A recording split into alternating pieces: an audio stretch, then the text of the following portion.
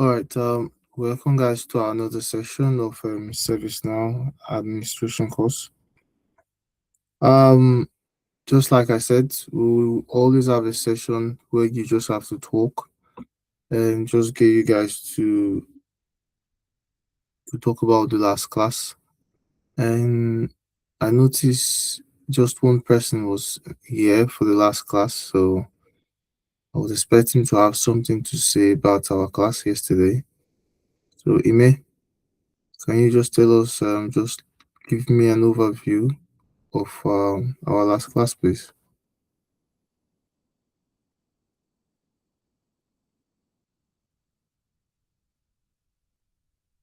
Ime?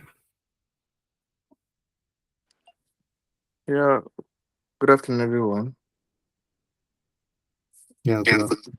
Mm, Yesterday we we did a CMDB, that's configuration management database, and also knowledge is it knowledge article, right? Yes, yeah. Okay, yeah, knowledge article. So basically, CMDB is like companies having record and control over all their assets. Should there be any issue, they know what to track, what to search, and how to remedy the situation to limit downtime. I think that's the summary for CMDB. Then as for um, knowledge view, uh, expert on service now, when they resolve issues, they document it, which helps other new users to search them instead of contacting ServiceNow from for some little issues. To search, get these articles, and then remedy their own issues too. I think that's the way I understand it. All right. Jackson, can you just give an overview of yesterday class from your own point of view? Yeah, I think that CMDP is very interesting, just as I was asking yesterday. So you just use it to manage all the items, every items, like configurable items an organization has got. So whether it's human either, then whether it's devices, also systems and facilities too. So you could use that to manage all of them, all the processes from the commissioning to the retirement stage of the process. So it's a complete life cycle of these items. Yeah, and then finally, in the course of this management, you could do also reporting. That's a very interesting thing. I also understand about that. And then coming to knowledge base, of course, yeah, every company has got like there's big companies. You always have a repetitive question, either from the customers or from even within the staff that you've got there.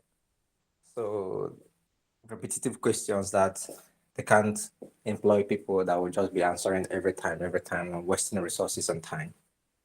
So with that knowledge base, you could load all those information there. Perhaps maybe saying how to maybe how to use the copilot, perhaps what is running now, like all this AI, how to use the copilot AI or how to install copilot. So this kind of questions, every area of employee will want to like ask how do they start? You could just put that, put the processes, put every steps in the knowledge base so that everybody can get that information there. And then you can now finally, that could be like um a point where you link your AI from. So AI can feed that data and then be using it to answer questions whenever people raise it. So instead of you to have live agents, you can now have like AI agents. So you can pull from the knowledge base. I think yeah, it makes sense that yesterday. All right, Mr. Okwe, what was your take home from yesterday class?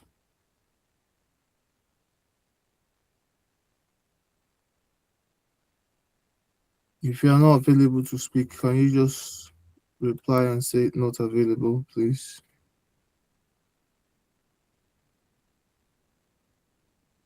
Hello, Mr. Okwe. All right, Tayo, you're up. Just an overview of yesterday class. Yeah, all right. Good afternoon, everybody. Uh, Thank you. Happy Sunday. Yesterday we discussed about basic configuration item. Sorry, we discussed about CMD B, which Yeah. is configuration management database. So in it, you touch you touch CIM, CI, which are the basic configuration items. So you let us know that every part of what is called CMDB is more like the mind of what is it called, of ServiceNow. They help to get the issue done, and in a situation whereby like other faults, probably if there is other fault whereby you will have to introduce a lot of people to find solutions. CMDB can just go there and they will just give you a summary of what everything entails, just like the function of it all. And they call what is called, you talk about the attribute and the relation, like CMDB is more like it use configuration. Like I think you talk in that configuration item, you talk about hardware, software, you talk about hardware, like things like server, the router, I guess, the software, more like the database and the applications that we use for the work, maybe the cloud infrastructure and the logic service, like the bidding service. More of the component of CMDB, you talk about the attributes. So like the, I think, IP address, probably location, status, series, serial number. Talk about the relationship too. The process at which the connective tissue of the CMDB. How the CI, which is the configuration item, they all interact.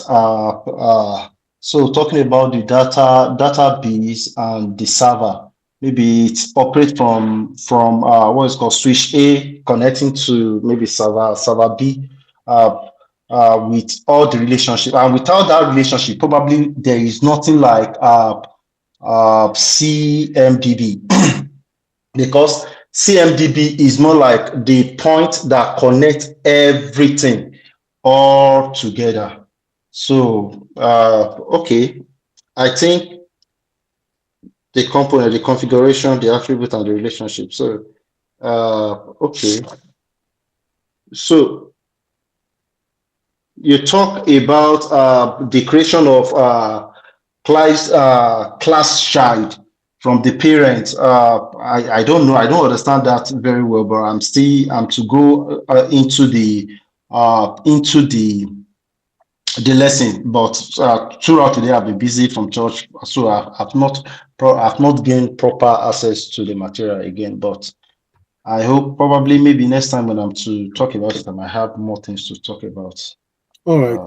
Thank you. You guys, yeah, thank you, everyone. At least you've so it's just about making you talk about something, um, just an idea in your head, so you can start. Just like now, at least you know you have to say something the next day, so you have to put something in writing. It gives you something like a reminder of what you've done, right? Um, Everyone have just spoke about what I discussed the last class, which is CMDB and CI. Though I went a bit above what we're supposed to do, just to give you proper understanding, right? What you just needed to know about CMDB was how to use a schema map, CMDB via CI class manager, how to exploit CMDB via CI manager, how to exploit like just create just to create a CI, create a relationship like I showed you yesterday, um, and also view dependency map. And I said I was going to start off today with just doing a quick demo of what you are supposed to know, right? What you are supposed to do in CMDB. So if you are asked as an administrator what you should do, then you just know how to go about it. So I'm just going to share my screen.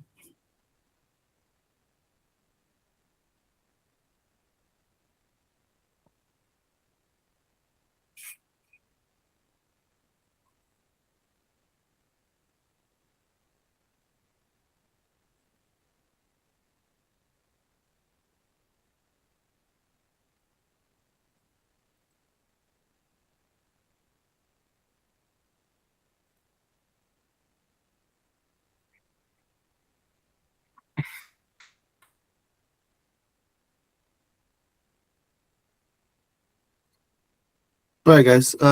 Based on the so for every topic, ServiceNow has their own um topics and subtopics you have to discuss in admin classes.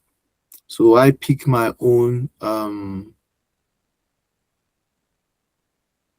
pick all I teach from ServiceNow, right? Which is the basic because that's what you're writing your exam on. So I'm not going to go above the area which we are supposed to cover, right? So this is what we are supposed to know in CMDB. All I taught yesterday was basically giving you an understanding. So for those after you've done your admin classes and you want to study CMDB, then you're going to get that knowledge of it. It's just even brief knowledge I gave you guys. Now, schema map, exploit CMDB CI. So we're just going to create.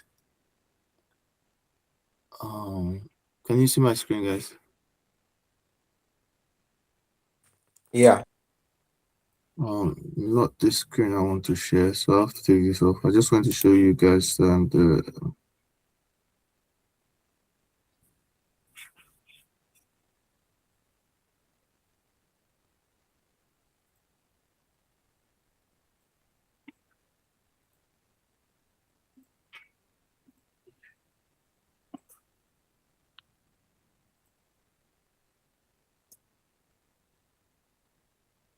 All right, guys.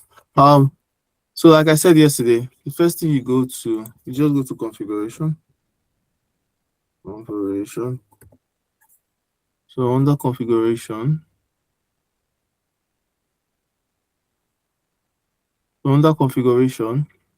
you go to your CI class manager, right? So let's say, and you go to open hierarchy. Now, a user story will tell you exactly which classes. Like I said, you have a base table, right? You have a base, and it will tell you where you should create it, where you should create your CI under, which class you should categorize it with, like where you should link it with. Now, if you're going to create basically an hardware, for instance, you have an hardware, you click on hardware. Now, when you have an hardware, you can see loads of stuff under your hardware. Now, I want to create it under computer. Hardware, computer is an hardware, right? So I'll click on computer, right? So when I click on computer, because I'm going to give you an assignment also on CMDB, basic thing you should create. So that's why I'm taking my time to show you how to do it. So you just click on add. Now, when you click on add, what are we adding? So let's say we want to add, so we have computers, we want to have Lenovo, just for demo, or just say demo device. Yeah, let's just say demo device.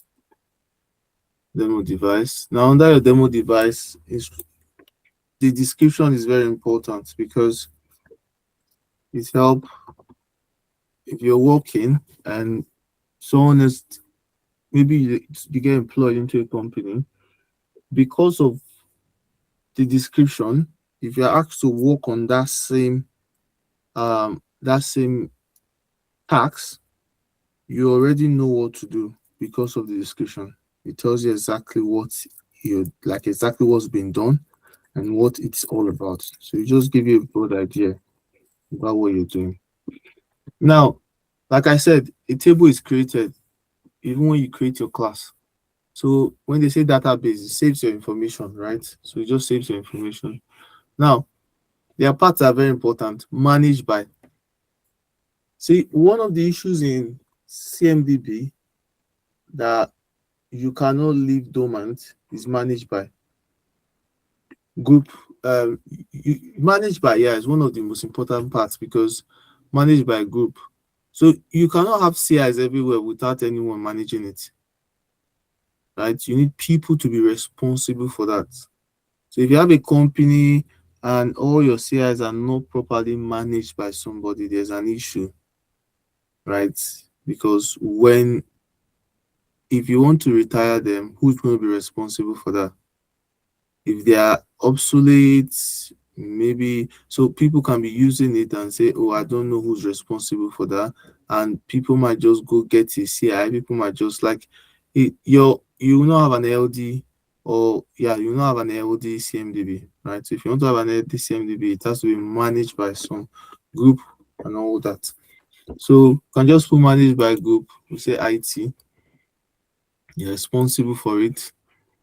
And default product model, it all depend on the user story, right? Is it consumable, rack, cleaner, server, and all that?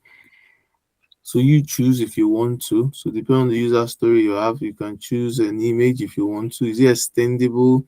Are you extending it from this class, from your hardware? If you click extendable, obviously you're going to get the attributes, like I said, and you can also create your own attributes. So I'm just going to click on extendable. Now, under extendable, you can under your so they are derived and they are added. So you have derived. These are derived by default. They're there. You have your added. So we can just add first of all name. Click on good. Similar way you get your string. You can add access tag.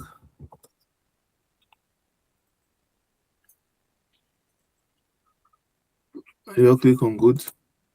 That's what I'm adding for now. I'll just go over diffusion. We don't need this. You're not going to do that for now. Next, you're not going to do this for now. Next, suggested relationship. You see, now because you are extendable by default, this is like a structure, right? Because it's extendable. So you have this structure already. This is what you call your dependency view. This is where you see what is dependent on this. So you can add more. If you want to add, you can add more. So you can say demo that you have your select one parent. So you can change whatever you want, depend on the user story you are given. Is it used by? So who's using it? You can say used by. You choose which what because all this used by, like you can see, there are different departments, yeah, that can use such application, or there are different CIs also, because you can see this is computer used by these computers. So is it a Dix that's using it and all that? You can just say Dix and you save. Now, when you look at it, it shows you it's going to display. Look at Dix. These are all depend on. They are all on the same area. Depend on. So depend. If you go for cluster, it's going to display here and all that. Everything is just going to be depend on. Also is down here. If you say a demo depend on like drive and this, so it depends on what you are given. All these things there, you don't need them except you are asked to do them, right? You cannot you cannot just out of the blue generate things like this. You have to go according, because like I said, CMDB is like you are mirroring what you have in your in your company, right? You are mirroring the infrastructure in your company into CMDB. So you have to understand the relationship of what's related to the relationship between the devices, the CIs, for you to have a proper dependency, right? And after that, all you just have to do is click on done. When you click on done, you see what's going to display.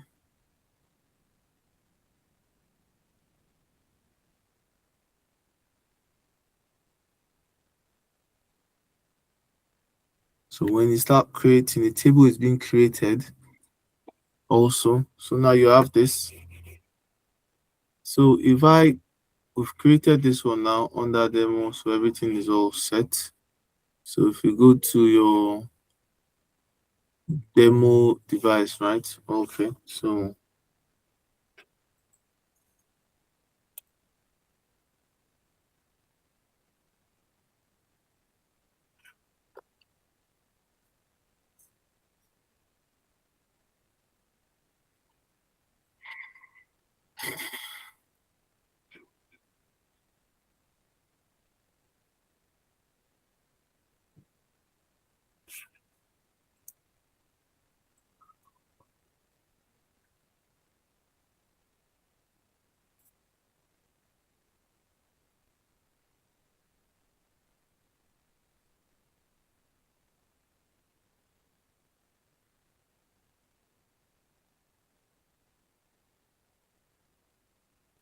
you can see application service, server. We're not looking for server, database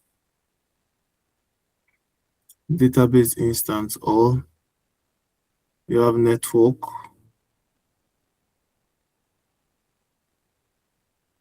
Uh, so if I want to check my CI I just created,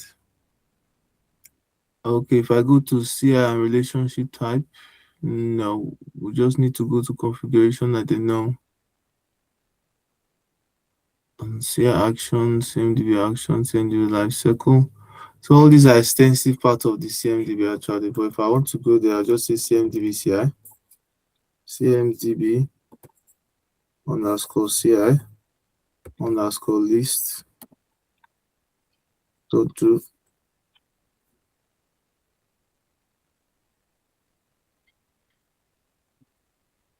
All right, so we can look for, there are loads of CIs here. So it's just for you to look for demo. So what's the CI created demo device? All right.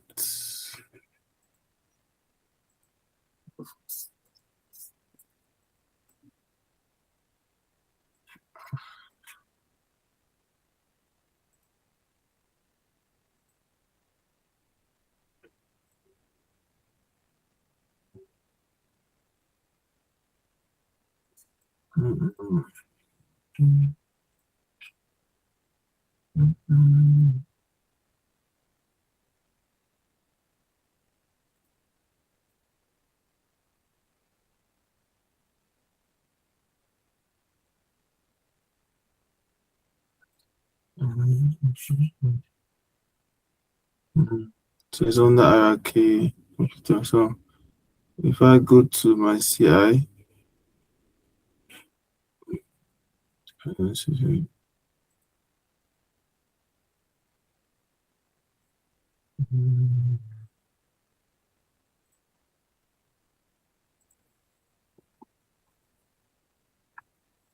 configuration. All right, so we'll go to configuration now.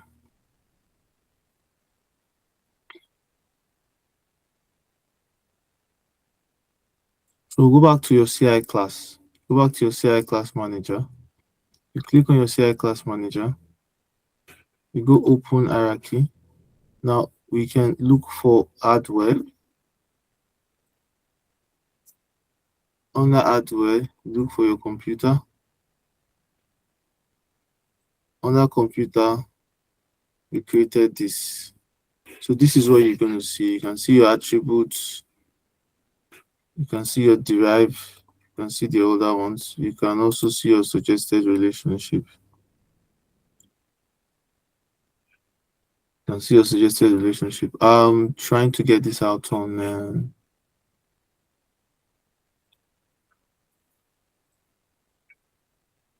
mm,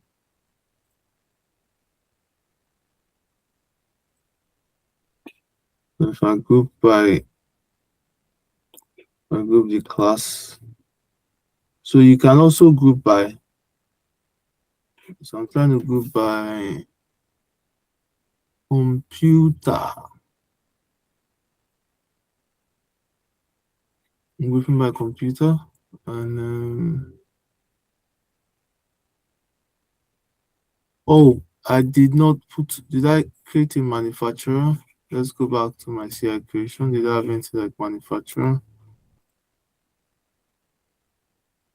So I can know exactly. So we've got attributes, we've got comment, we've got access tag. All right, so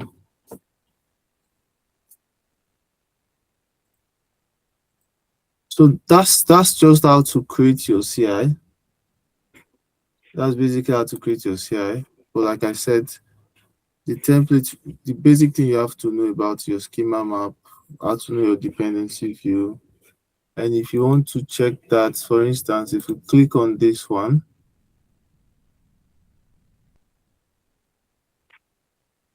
if you click on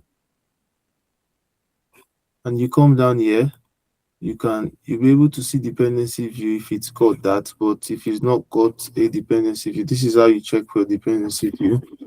So you can see. So this one has to be something that has been that's like you could use discovery for this one also. So that is that for CMDB. I'm just missing out something I want to say, but when I get that, I will just show it. I can't really find it in my head right now. So that one is for CMDB. Now we're going to go back to, we're just going to go to article, knowledge article.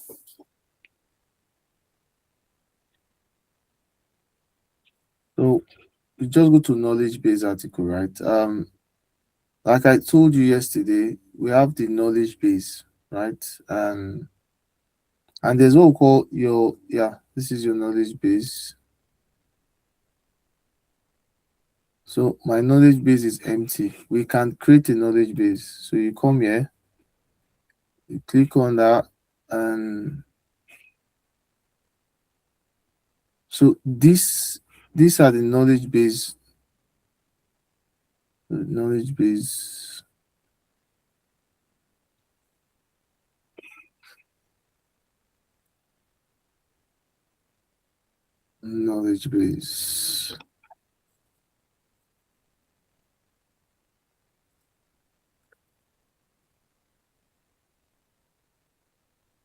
So I'm looking for knowledge base, not under system mobile. You look for under knowledge, there's knowledge base.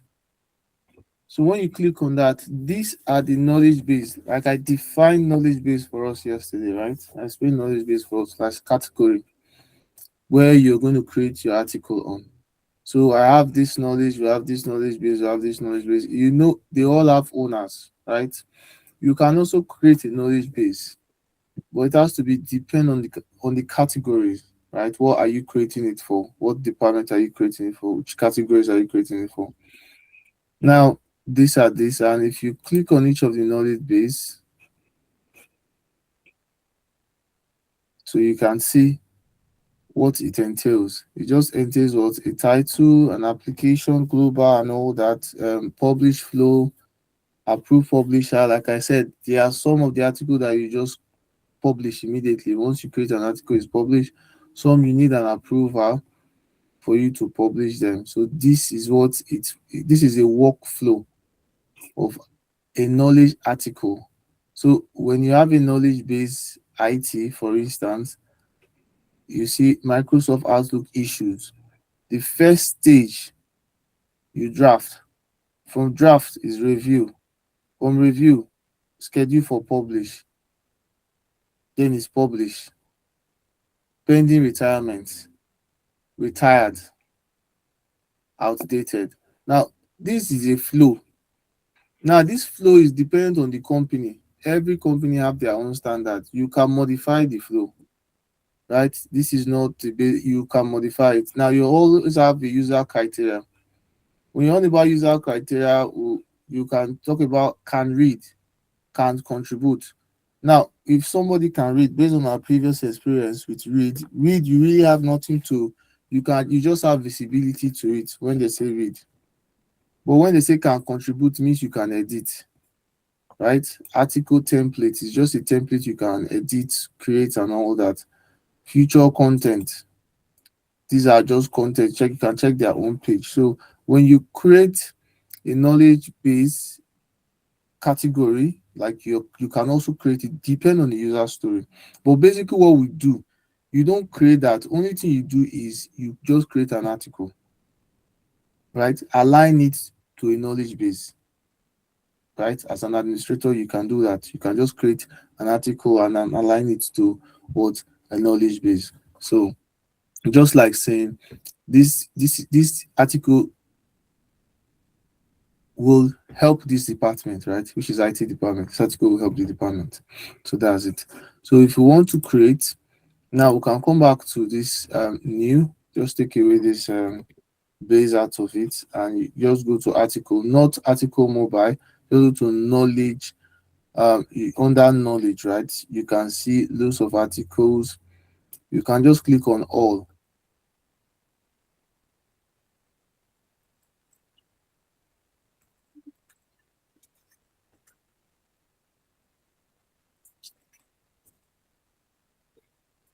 If you notice, service now they're having workspace for everything.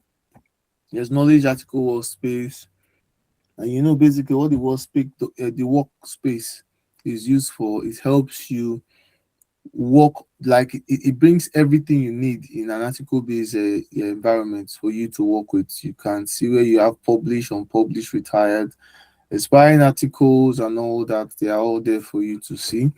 Now if you want to create a new article, you just click on new. Now, when you click on new, like I said, you must select a knowledge base. Where will this be used for? So if we say IT, for instance, all right, you can click, there's known error article or standard. Basically, go for the standard. You don't need the known error article. Go for standard. You see HTML article template preview HTML. You just click on next.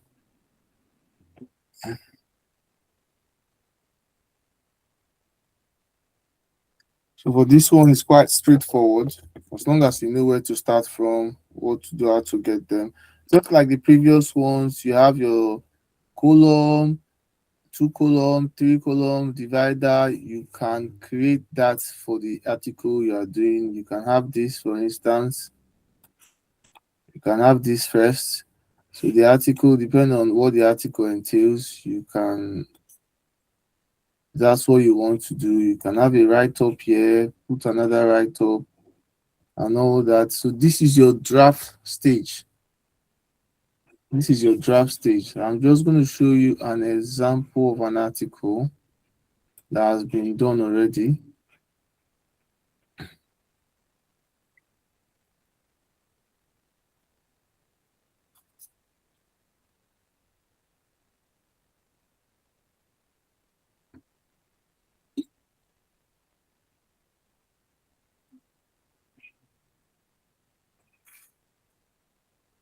So when I go to unpublished, these are all the unpublished articles in my instance.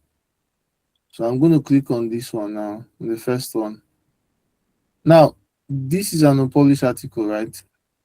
Mind you, you can also import it. You can import the information from anywhere. So this is it. Let's click on edit.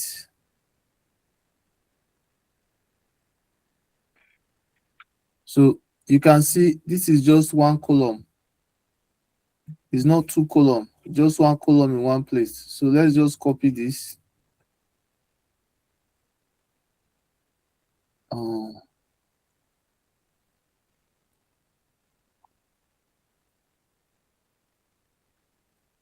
oh.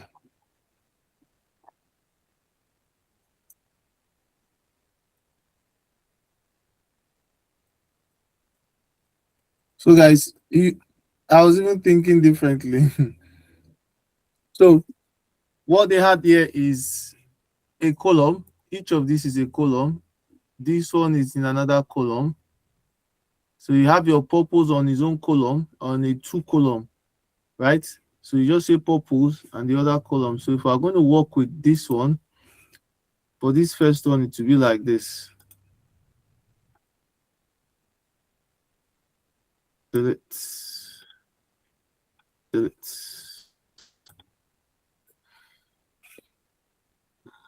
Size. I don't want the size big or small, so purpose.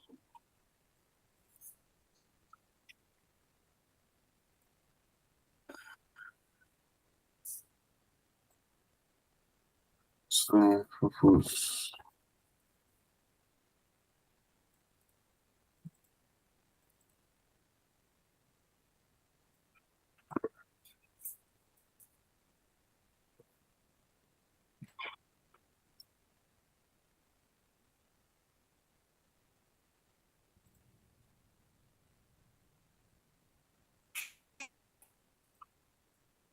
So guys, can you see what I'm doing? So I can also take this out. So I've written purpose. Now I can fill this place with, I'll come back here.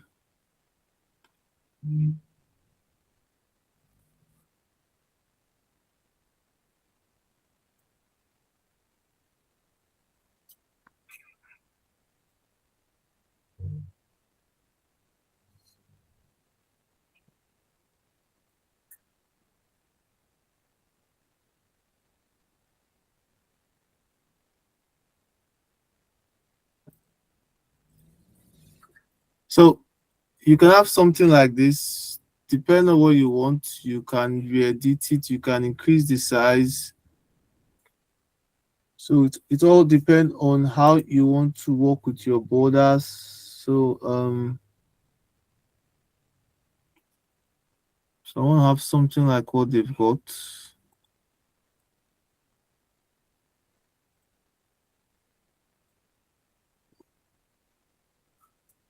So I would have gone for text. So let's see text. Oh, I don't want this one. All right.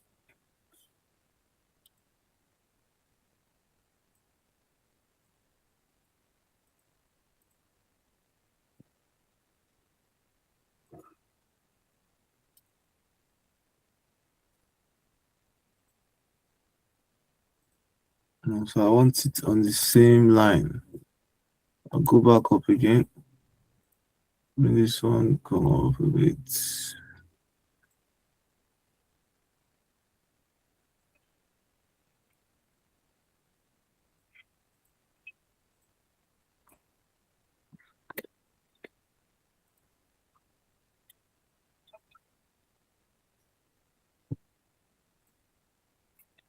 All right, so I'll start with this one. Let me just start with this one and just create what I had before. Delete. Okay.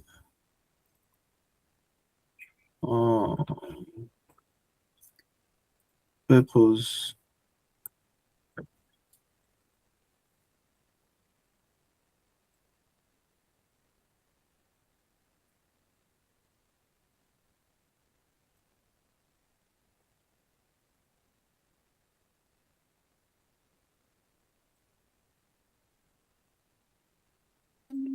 All right, so the purpose, can choose this.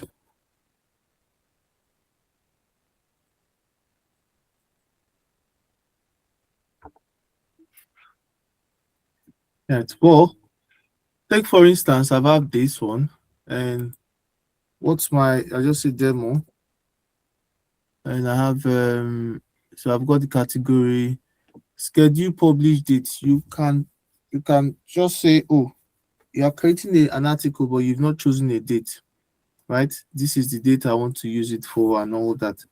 Now you can add attachment link. You can click on attachment link. You can just click it, that whenever somebody wants to, if you have a link, this is where they will see the link display and all that. You just click on save.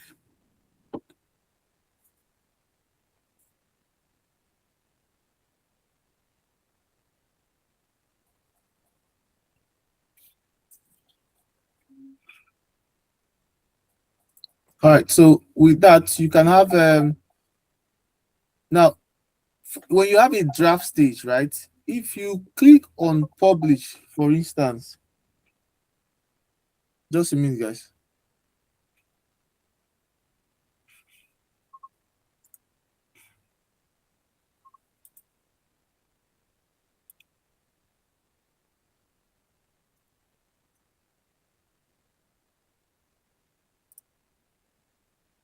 All right.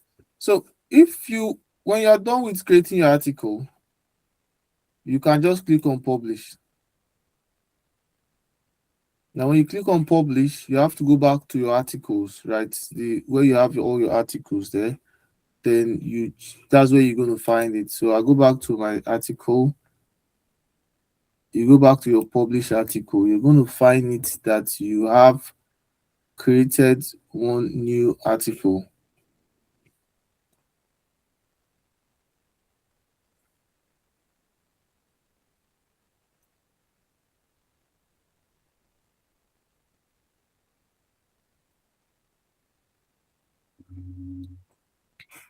So if I and I click on publish, what did I get?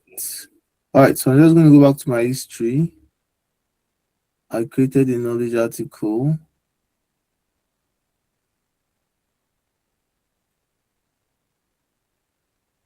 All right, so this is the number.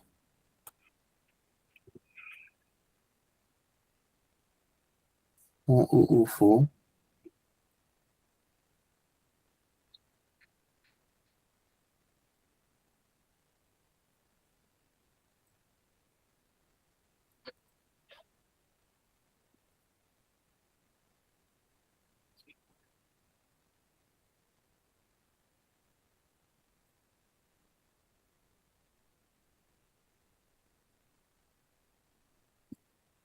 So if I check for this one, so this is a knowledge article. Now, when what you need to check is the flow, right? So if I click on this one now, so there's no, we just publish it, right? Now, what is the flow for this? Yeah, I can also check the flow for this. So it's called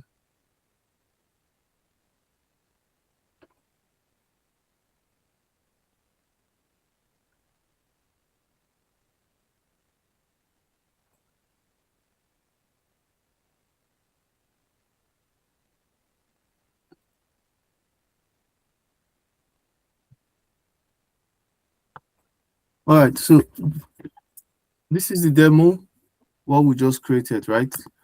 Now, what you can see, it has just been created. There's no so you just said introduction, knowledge feedback, and all that. I don't want it here. So how do you get, so you can see on this is a workspace, right? There you can have your detail, effort, feedback, approval. Now it needs an approval.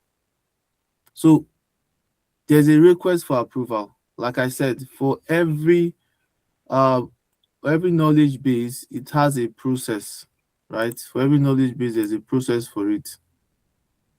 So for this knowledge base, the initial list, so the process for it is first of all draft stage. If you don't publish any article, you are not going to find the article here. It's going to be under unpublished, right? So after you've published it, you have to review. So we've done that review, we've published, we've had the draft stage. Draft stage is when you create it. After that, you review it, and after that stage, it takes you to approval. So before you, when you click on publish, the next, before you publish, you need an approval, right? Because there's only someone, a manager in that particular department. So when we go back to the approval, the request, you just click on, you can just go to the request and approve it. So once you click on approved, automatically it's going to move from that approved stage. I don't know why it's not updating. Should update, it should show on here. So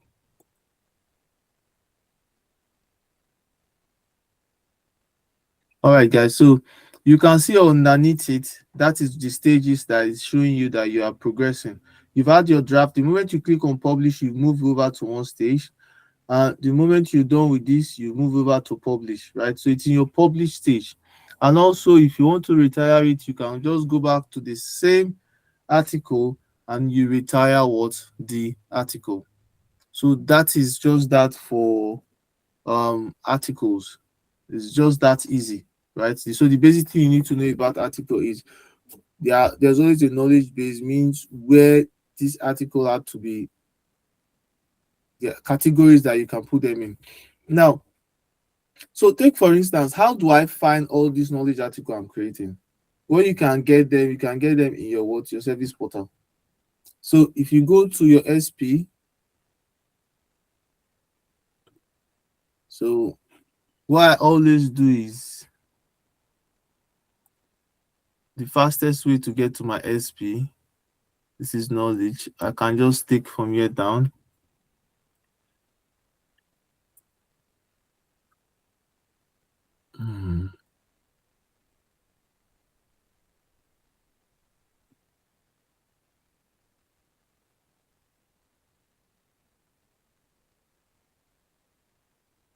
All right, so under your SP, which is your service portal, right?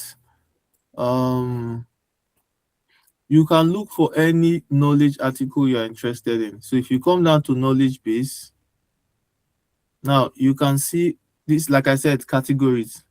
It tells you each of the categories that you have. So you go down to your IT. When you go down to your IT, these are articles that are there. So you can also look for yours, the one we just created.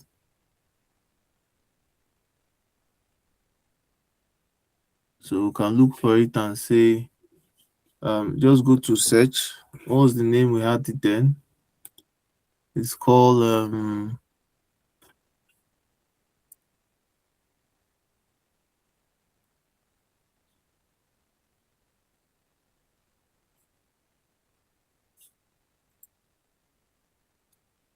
save details. All right.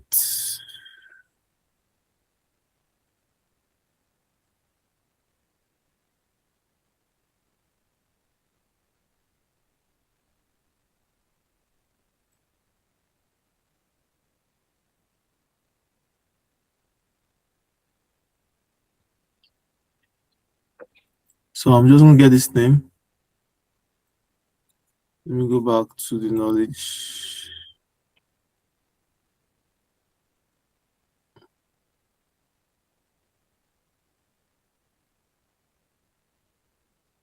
Knowledge center. We're going to published. So if I put this name here,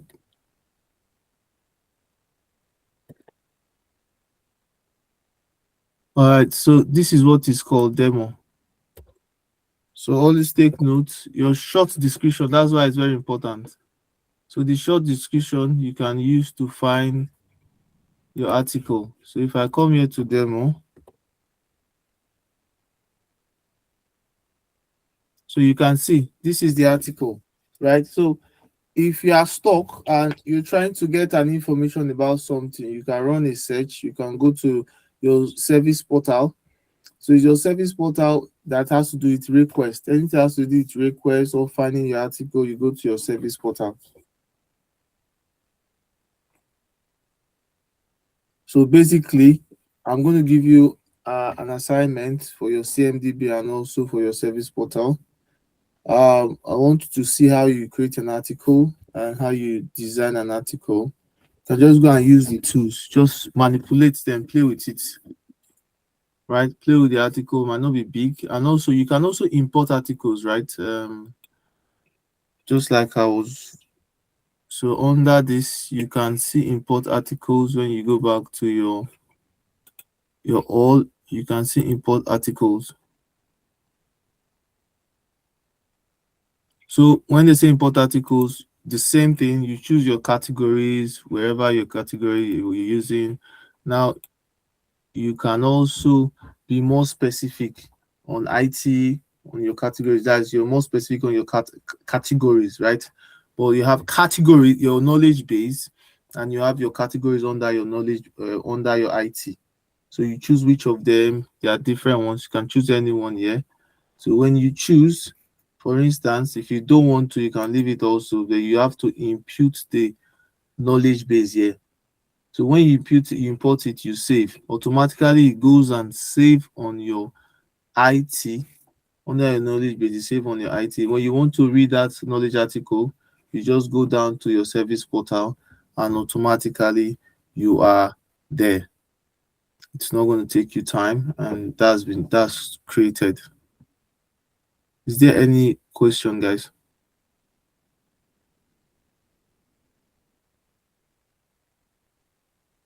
All right, so that is about knowledge article. We did it yesterday. If you did not follow the class, you can go and watch the video. And I did explain more on it. I'm only just trying to show you how to get to it and whatever you want to do. So today we're going to be talking about catalog.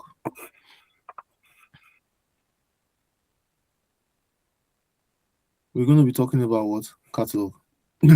Now, we've worked on, I've told you about incidents, right?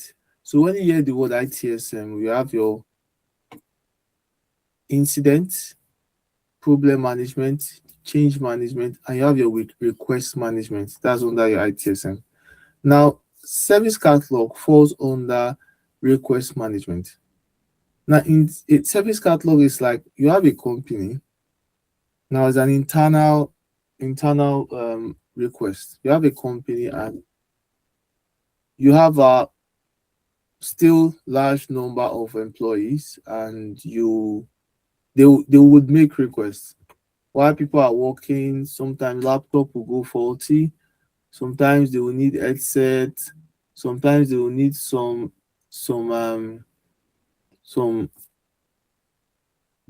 software to work with, depending on whatever request they have.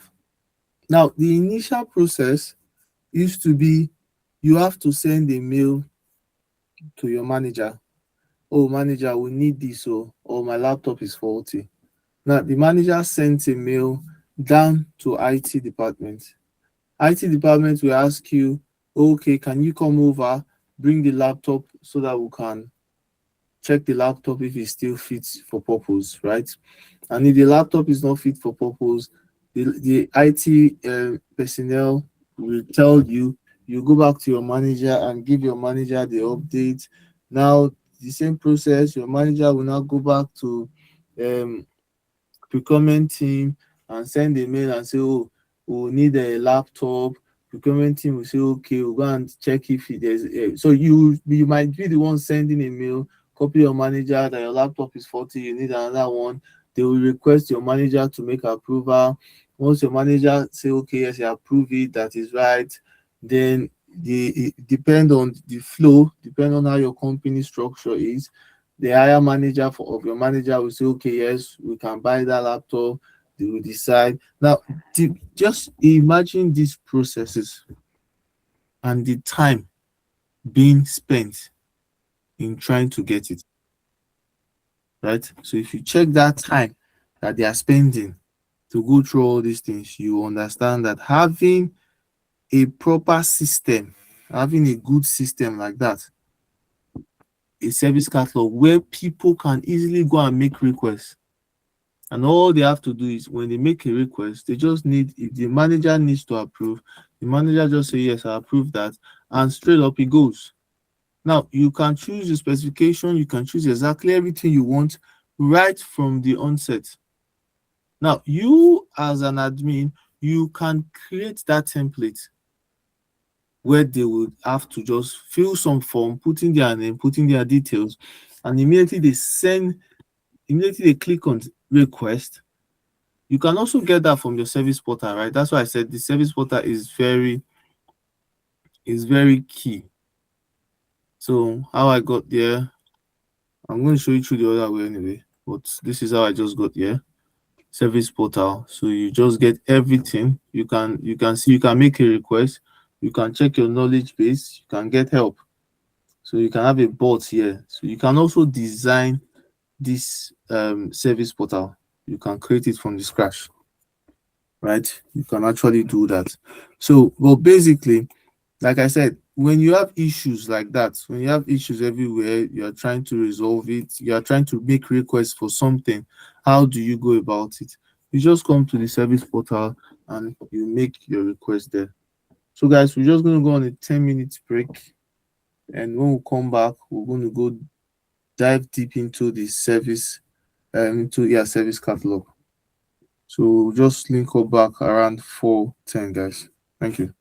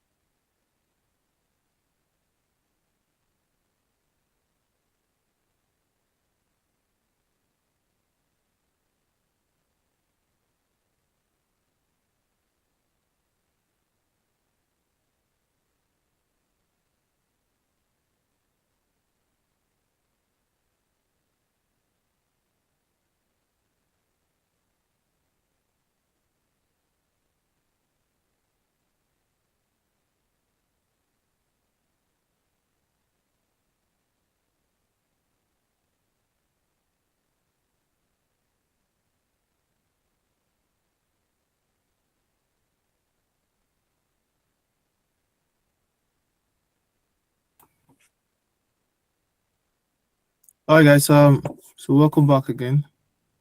Um, I want to no, supposed to.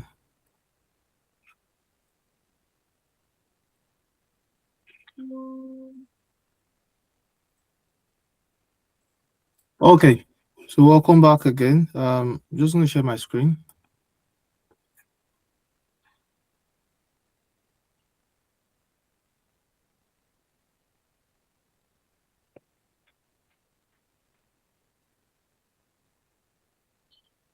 Okay, just for clarity purpose, before I move completely from the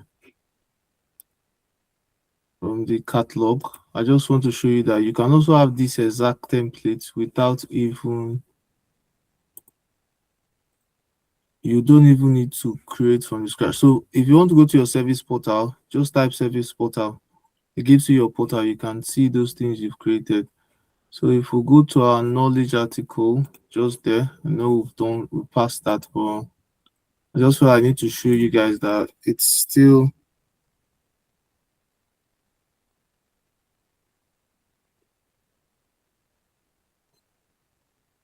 So you just go to import article. I was trying to import one. I'll go to IT. Um, do I want to put it on Excel? Empty category. I'm going to create my own category first of all. The category is empty. So I've got an article already.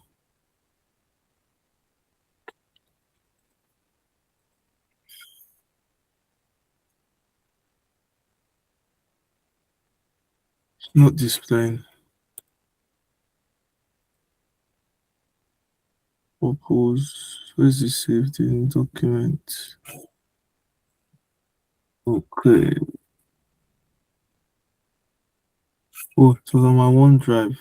I should have saved it well better. Document.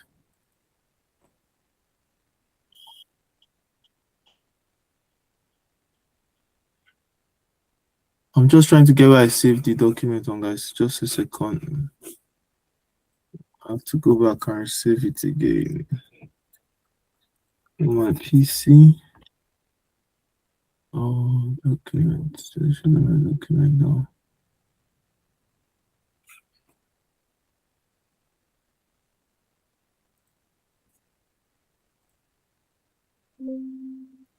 Already, yes. Do you want to place it? Yes. Okay, so try it again now.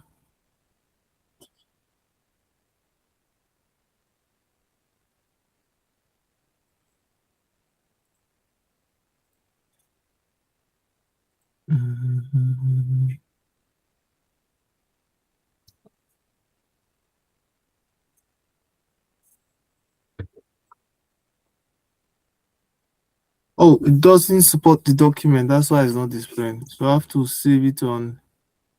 It has to be either doc. So I have to go and resave it again.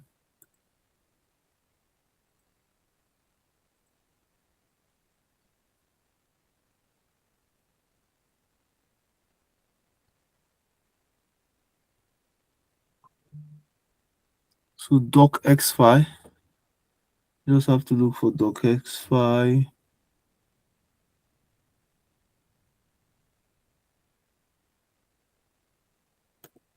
All right.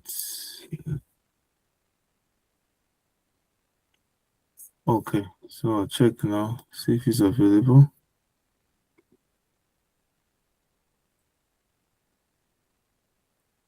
All right. This one is enter the name.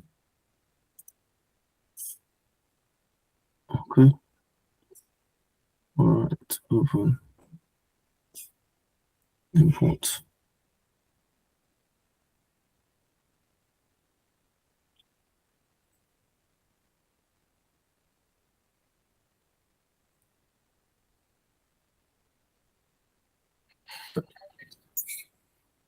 So guys, can you see you can just import, right? It shows pending because it has not been published.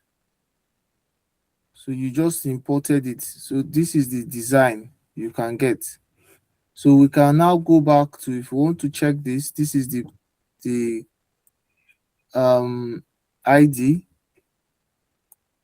So come back to list and paste it here. You can see it has not started. So you can click on this one.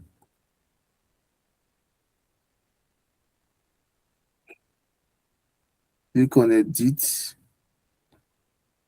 So you see, this is what they have there. This is what is here. I just wanted to show you that if you're having a knowledge article, you cannot go through the rigor of trying to use their design to design what you want. Just go to Excel, create your template, create it how you want it. You can design it how you want it. Then you just, so if I click on publish article, automatically it's going to take me through that stage which we were before, right? So it's going to take me through that stage which we were before.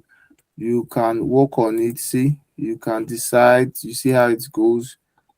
So depending on what you want, so they can either import, if you are good at using the column, the background, the display and all that, if you are good with them, you can actually create your knowledge article like that. All right, so that is it for knowledge article. So we'll go back to the catalog which I was talking about. I just need to share my screen again.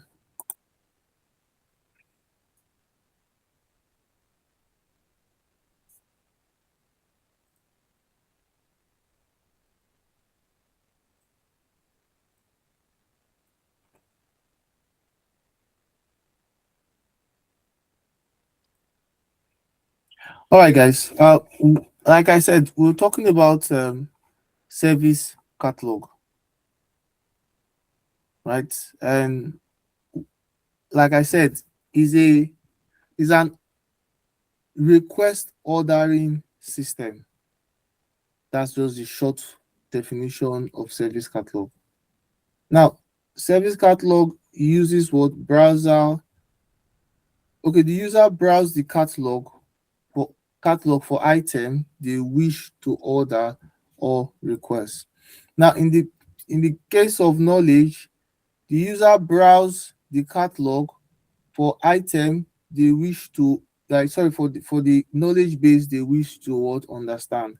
But for catalog, they browse it for the catalog item to request for what, just to wish for order or request.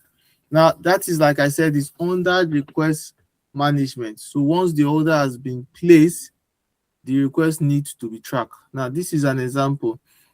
When you go online to shop, just like going online to shop, you buy things, and when you buy things online, you can either buy them one or you buy them in bulk. Now, for everyone, you have a catalog item. Now, that catalog item offered to the user the catalog, e.g., iPhone. There are different things in your catalog. So, when you go on Temu, or you go on Shein, or you go on TikTok to buy things, when you buy things, there's something that say add to cart, right? You can keep adding to cart. Now, those things you are doing, you are requesting, right? So now you have your order, you have your requested, and under requested, you have requested item. Now, these are individual catalog item requested, e.g., your phone. Now, it can be together.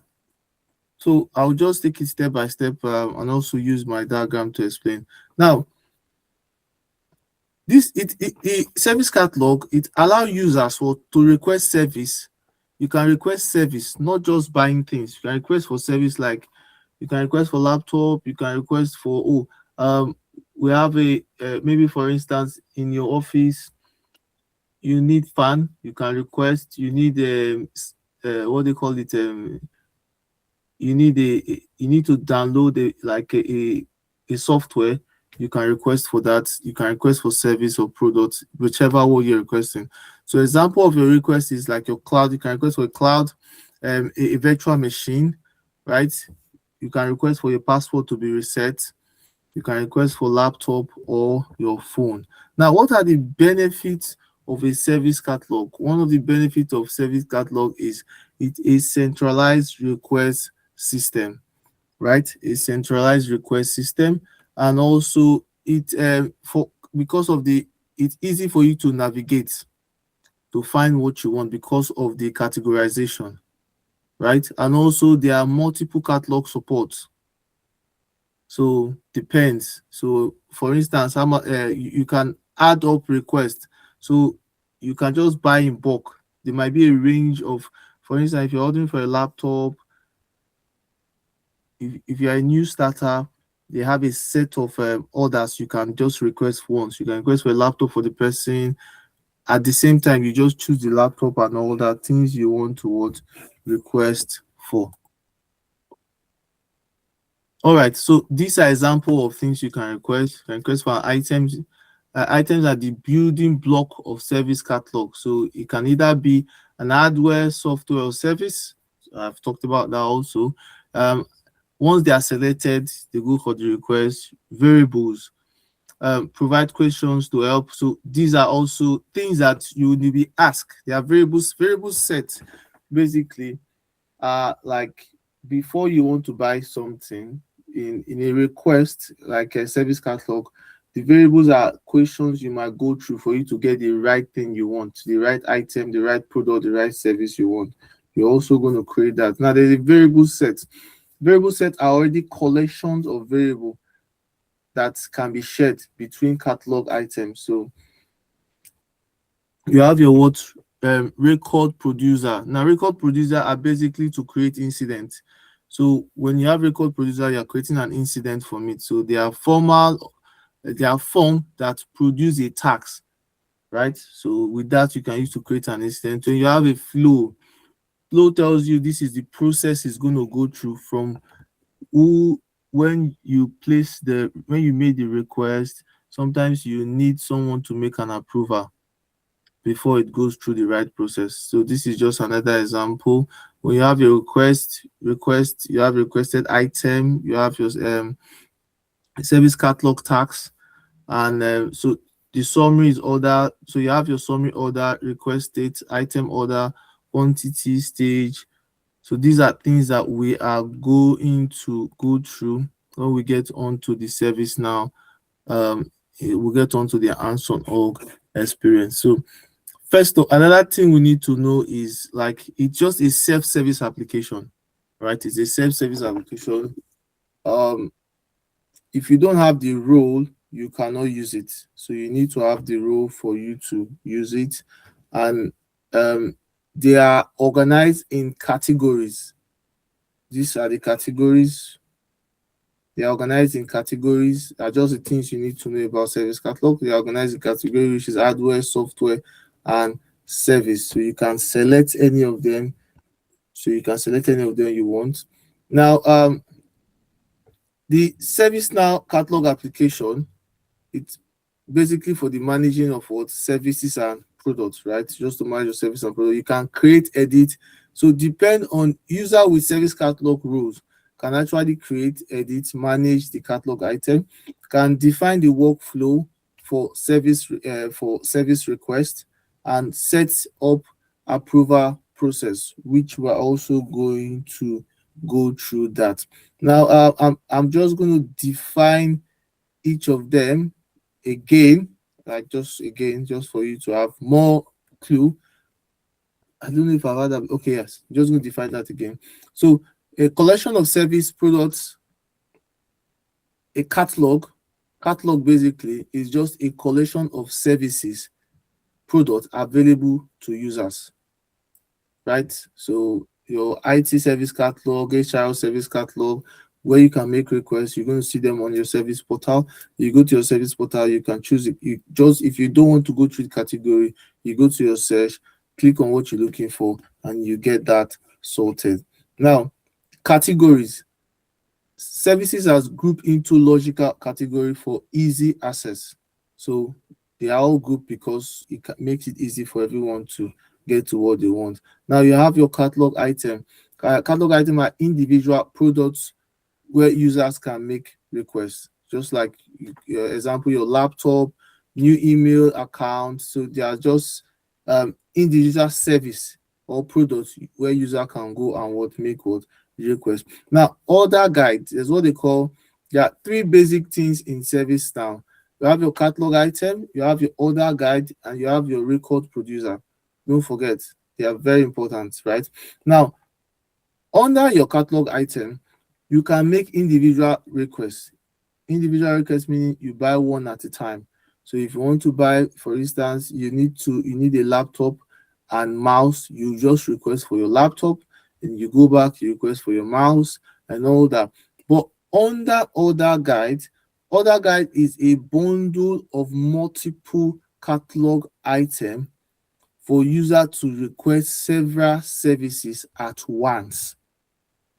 So under order guide, if you want to, that's why I said you can get, for instance, a new higher onboarding system. The onboarding process can just be a order guide where you can request for a laptop, an email account, security badge, all in a bundle to make it what easy.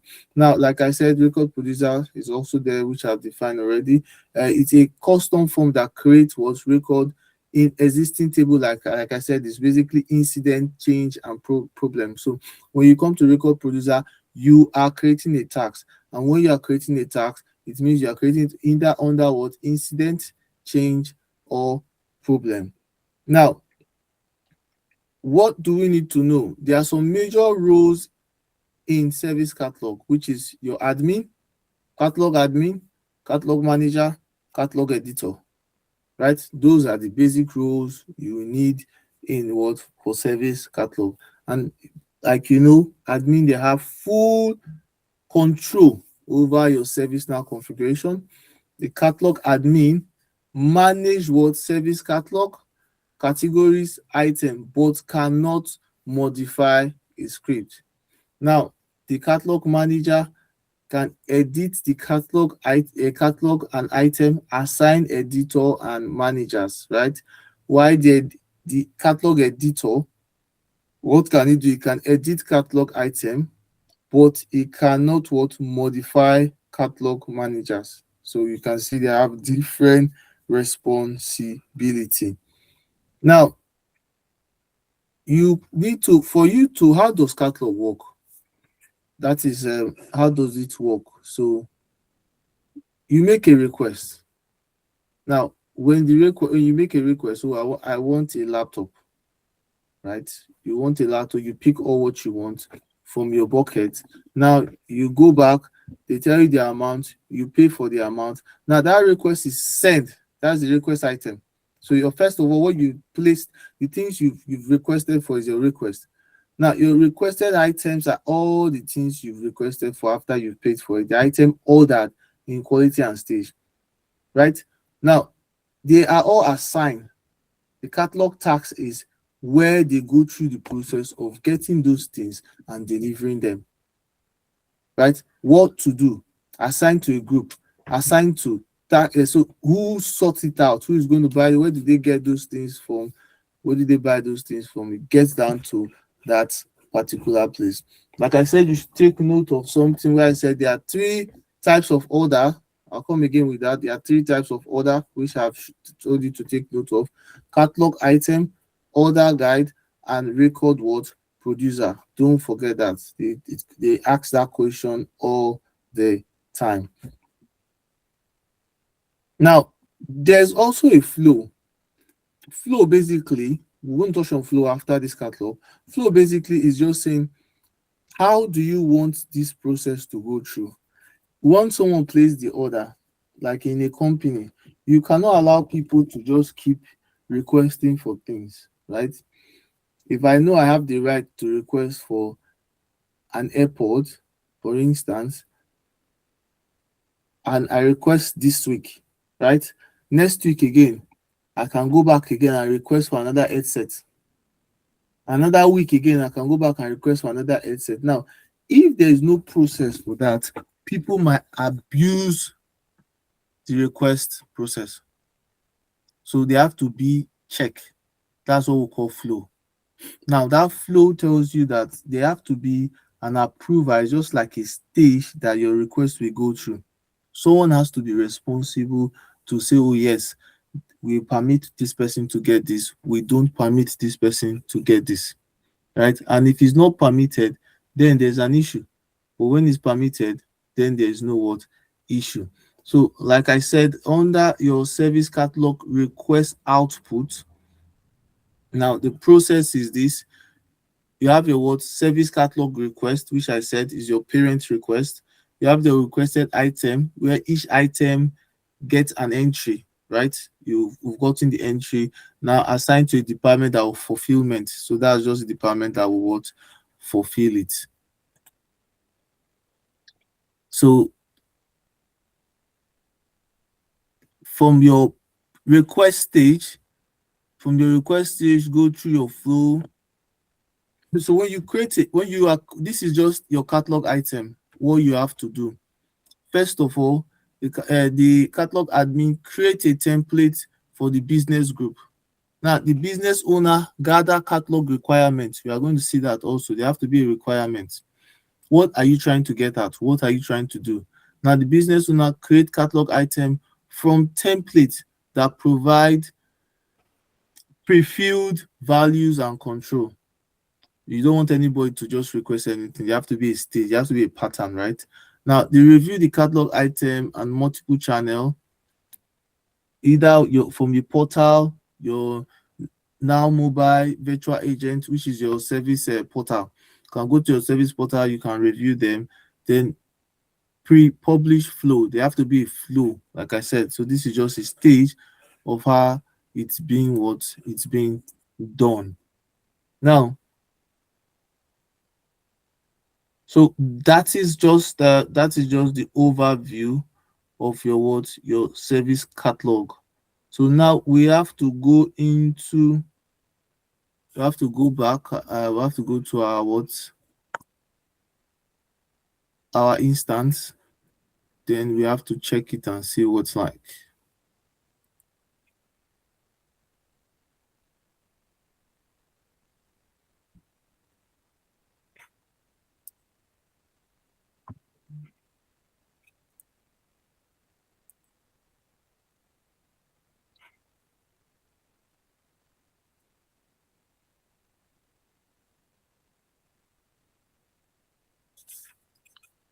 So all right, guys. So we're going to start up now by saying, well, so like I said, the first thing you do, you can go to your service portal. Let's just go to the service portal.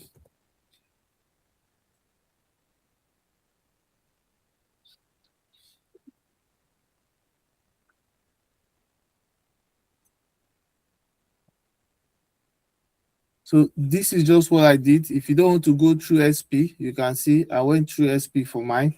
But if you want to go through your normal check, like you don't know how to get to it through the URL, you can just go to SP.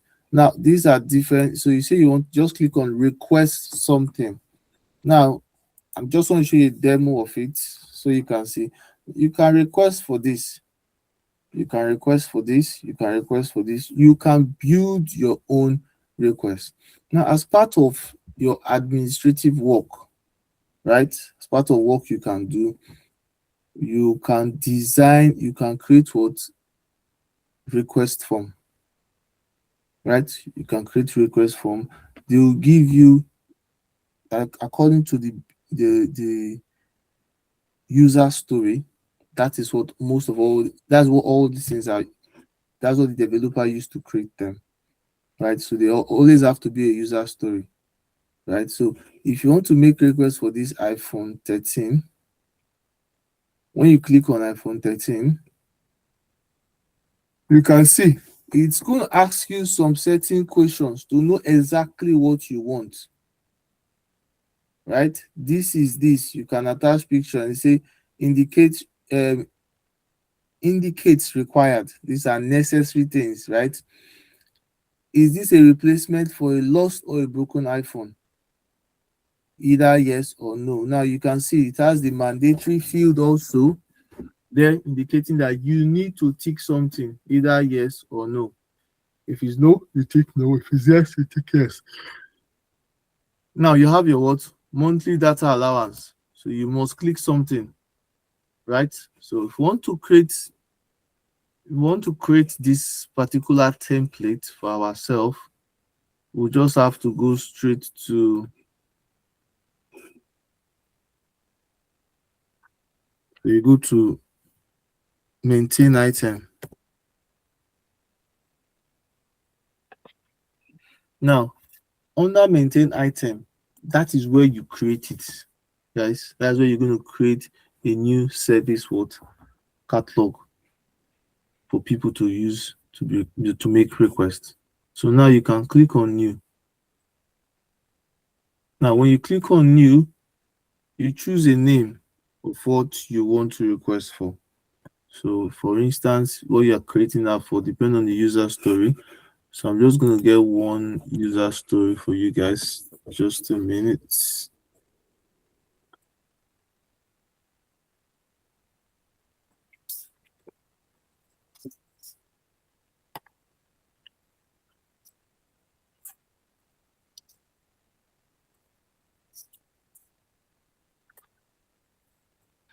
Now, before I go further, I will just give some brief explanation of some things that are important. Now, you need a name. You need a name for your. It has to be provided based on the user story, right? You have to use a name. You have to create. So, what are they doing? For instance, now a user story can be, as an employer, I want to request the removal of air AirWatch MD agent from my mobile device through service catalog.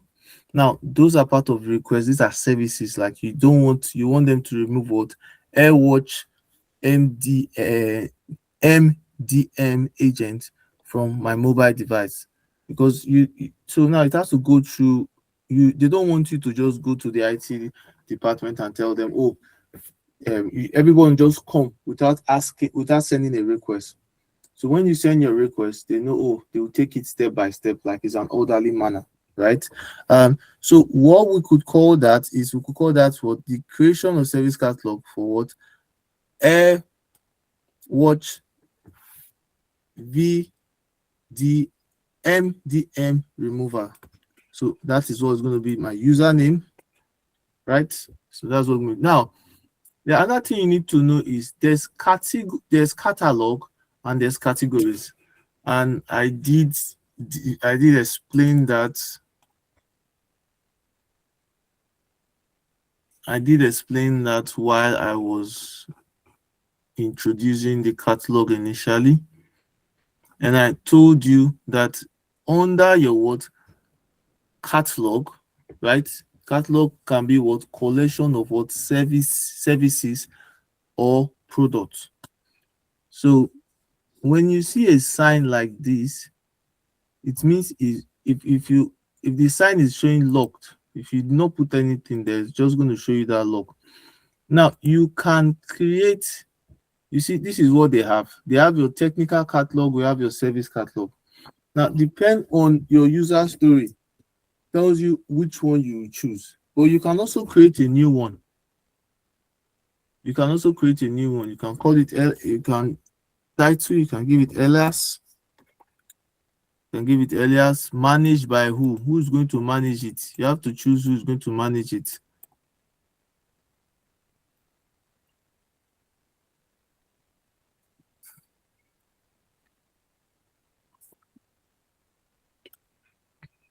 So it's not valid because there's nothing like John. We can use let's try Moses.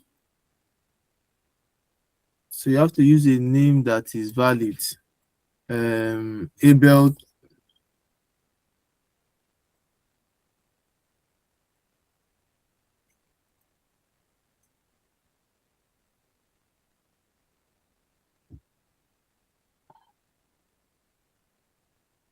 Okay, so it's under scd.do. All right, so leave.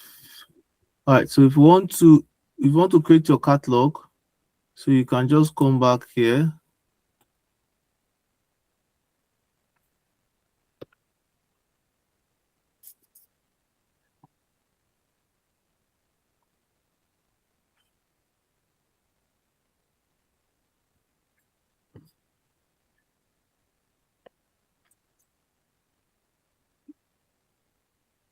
So under service catalog, you can go through your catalog builder.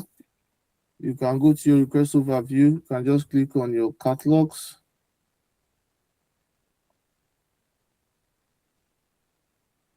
So these are the basic the catalogs that we have. We just have what service catalog and technical catalog. So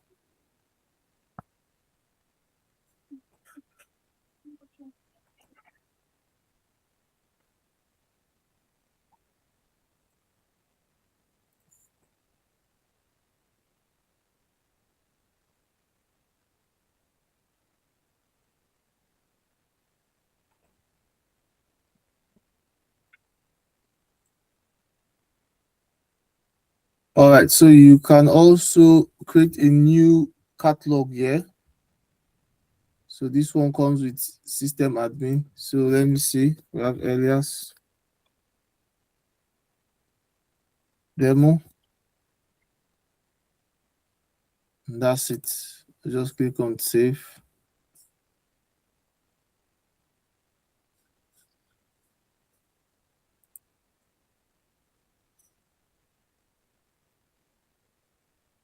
So you can see, you can go and create your catalog from what you just go to catalogs. Under these catalogs here, you under catalogs, you can create your own what um your own custom catalog, right? But if you don't want to create that, it's fine. Now also you can use your catalog builder. You can use your catalog builder to also design your catalog, depend on what you want, right? Depend on what you're doing. So if you say from scratch, start creating new catalog item with a template. If you have a template in mind, you can use that. Start creating with new template. All right. So if you say create from scratch, so we are doing standard. We are not trying to create a ticket. So anything that has to do with tax, then you can click on record producer, right? Anything that has to do with tax. So take for instance, if we're telling you that if people make requests, if people complain about something, then a tax should be created. That is just record producer you're going to use. So let's say we have customer calling in, right? They're going to call in, they're going to check out the request, the support service portal. Now when he has to do with complain about a service, that a tax should be created, what you're going to create there is not going to be a catalog item or either an order, what's it called, an order guide. Instead, you are going to create what a record producer. So when they fill that form, automatically a tax will be created, right? So we're not doing that. We're doing the standards. You just click on continue. Now you choose a name also, just like the other one. You choose your name, you put your description, you put what you have your item details. Now under these item details, you can put in picture depending on what you want. Now you have to choose your location. So use your catalog, just like the other form, just like this form. It's all the same like this form, right? So depend on what you are used to and what you are familiar with, you can use anyone to what to create your what catalog item. Now, so if we want to choose, I can say, okay, service what catalog. Now, under service catalog, there are categories. And you can also create your category. So this is like a parent and that's a child. So you can choose, you can say, okay, it's under service, and you click service. You're just being specific to know, because these are information that will be given to you. Now, when you choose service, you see that these places are not what accessible. You can't edit them because you've already chosen what service catalog and you've chosen what services. Now you can add a secondary owner if you want. Fine. If you don't want, you can leave it. You can make it global. It's already global because of the scope. We're on global scope. Make it active. Fulfillment automation level unspecified yet. So you are still on the creation process. So For now, we'll leave it like that. Now, under this, you have what? Item detail, process engine. Now, under this process engine, when you create a service catalog, you can always attach it to a flow. Now, you have your flow, you have your workflow, and you have your what? Default execution plan. Now, the flow and workflow, flow is a recent one. Workflow used to be the previous method, right? Which when we're done creating this, we're going to get into that, but it's just what you need. You can attach it to it. So when you create your service catalog and people fill the form, that is where your that's where you understand your request item, and um service catalog tax. It's going to make sense at that point, because when you make your request, right, it goes to your request. Now the flow will explain it more, tell you, okay, this is what is created, this is not what is created, and you understand how they all link up together from your flow. Now, picture, you can add a picture to it. You can click on here on this icon, you choose whatever picture you want. Now, mind you,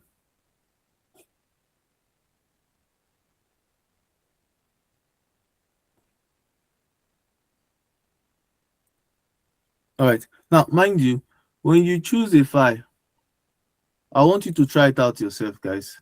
So you go do two things.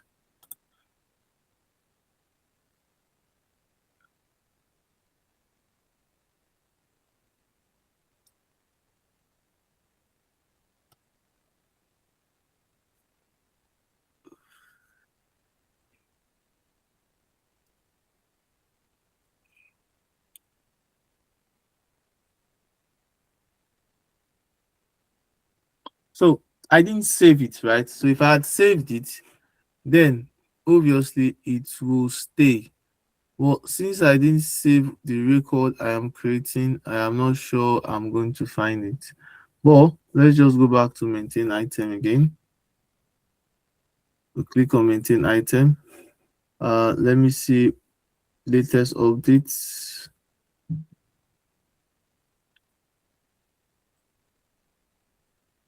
All right, so it's still there. So the fact that it was created is still there. I've added a picture. All right, so it has saved already. So I've added a picture. Now, this is what I was trying to say, guys. So you want to add picture on the icon and add picture also on the picture part. And click on OK.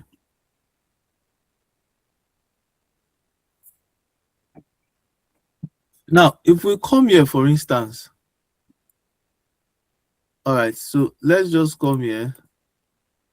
We'll copy this. You go to your service catalog, your service portal. You see, automatically it's being created. You can see it's already created. So, but when you are done, you can try, you can go to copy, you can try it, you can update it, you can edit your catalog with your catalog builder. Now, portal storage. Now, when you come to your portal storage, you can add to cart. So these are things you need to just tick. Now, but you don't tick them except you have a user story that involve you ticking them. You can add save to draft. You can hide. These are things you can add. You can make attachment mandatory, right? So these are just the basic things that you have. Now, you can see that we have two pictures, right? We have one here, icon, and we have this. Now, when we go to our portal, this is what we are seeing. We are seeing just this word picture. But when you go back to, so let's go to try it. So this is what we have here. But we've not had anything, we've not had any write-up, right? So when we have a write-up, then you are going to get, let's go back. All right, so I have a user story available to me. All right, so this is the user story saying an employee want to make a request to remove the AirWatch MDN agent from my mobile device through the service catalog. Now, another thing I want you guys to understand is when I give you an assignment, right, I am not asking you to work on the assignment how just to do it just the way you feel like or the way you think is right.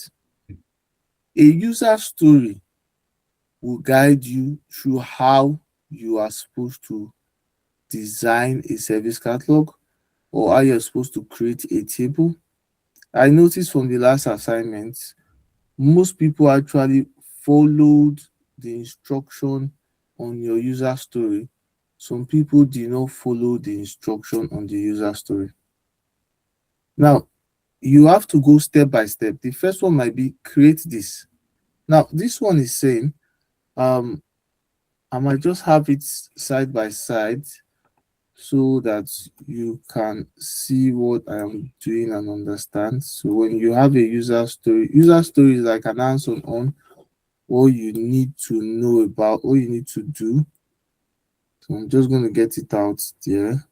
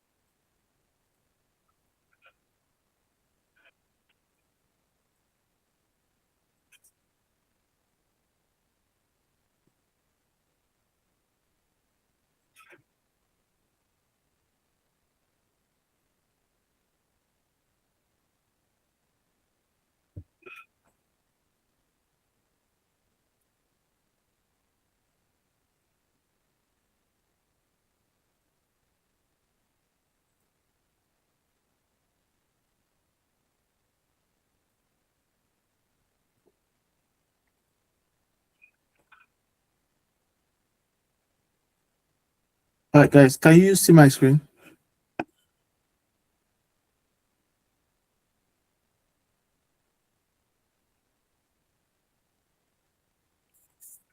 Okay. Before we carry on, I just need you guys to just answer one question for me before we carry on.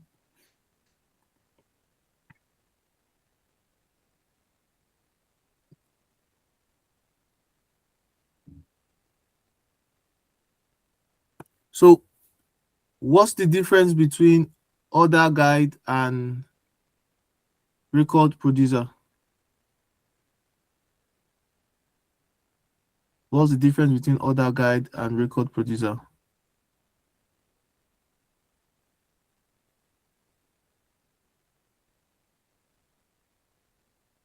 Do you want me to pick names for someone to answer? All right, Jackson, what's the difference between order guide and record producer, please?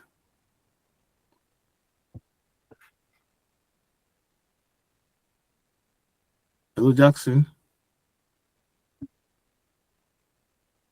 I think I will rewatch the video. Sorry about that. All right. Yeah, Email, I'm what's the happy. difference between okay, that's fine. Email, what's the difference between order guide and record producer? Okay, I'll come back again. I'll just explain that. Now, the difference between order guide and record producer, like I said, a task is created on your record producer, right? But your order guide is like a group of what, a collection of what catalog item. Do you get a collection of what your catalog item? Now, the service catalog is basically on request.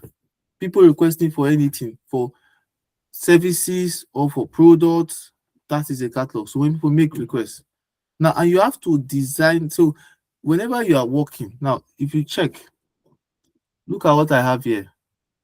It starts with what? Your user story is what? AirWatch MDM removal request. Now we're going to talk on stories when we are done, like just give you an idea and understanding about what stories, how it's created and all that. But like I said, your BA, your BA creates your user story and it's been assigned to what, to anyone who has to work on it, be it your admin or be it your what, your developer. Right? Sometimes there's a time difference where you have to work with for you to get this your task sorted. Now, if you go through the user story, this is how I just want to enlighten you guys on how to work with a user story. So when I give you an assignment, I'm not going to give you an assignment say, oh, go and create a table for me. I'll give you a user story. That's the industry standard. That's how it's done. Oh yeah, okay, yes. One is requesting, while the other one is what will lead to a tax. Right? The other one lead to a tax. You are correct. Mr. Kelvin, are you with us? Hello, Mr. Kelvin. Can you unmute yourself, please? What is catalog item?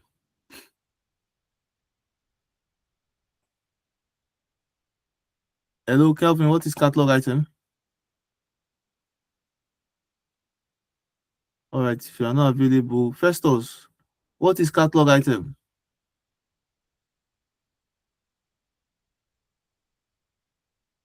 Hello, Festus. What is catalog item?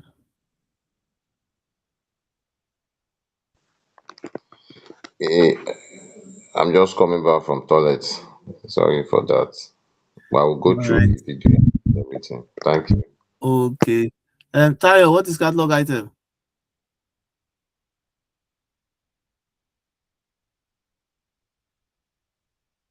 All right, guys. Before the next class, please just go over the video. I did explain it. Uh, sorry, I'm on what is it called Bluetooth, so it can't just connect easily. I'm sorry.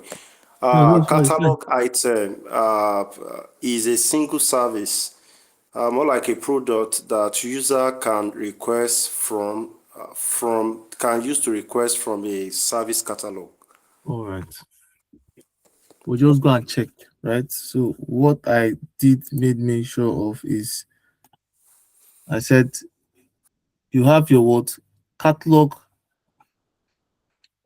Your catalog item basically is just where what individual services and products can be requested from. So where you can just go and make requests. Do you get? That's your catalog what service where you can make requests. Individual or group can make requests.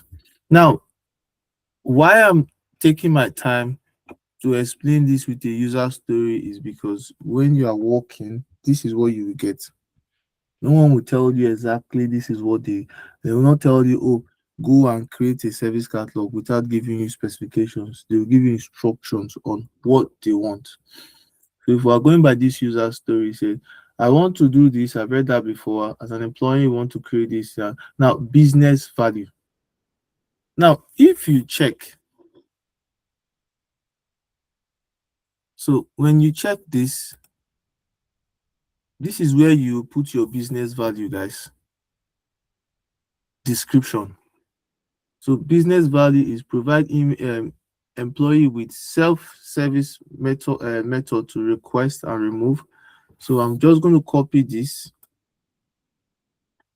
right? I'm going to copy this one and paste it here. So if I want to work on it, you can come here. You go to your, you can make it bold if you want to. You can increase the size. You can also increase the size here. So this is where you can do this. This is just Excel work basically. If you are good with Word, you can do anything. You can unbold it, highlight and unbold it, right?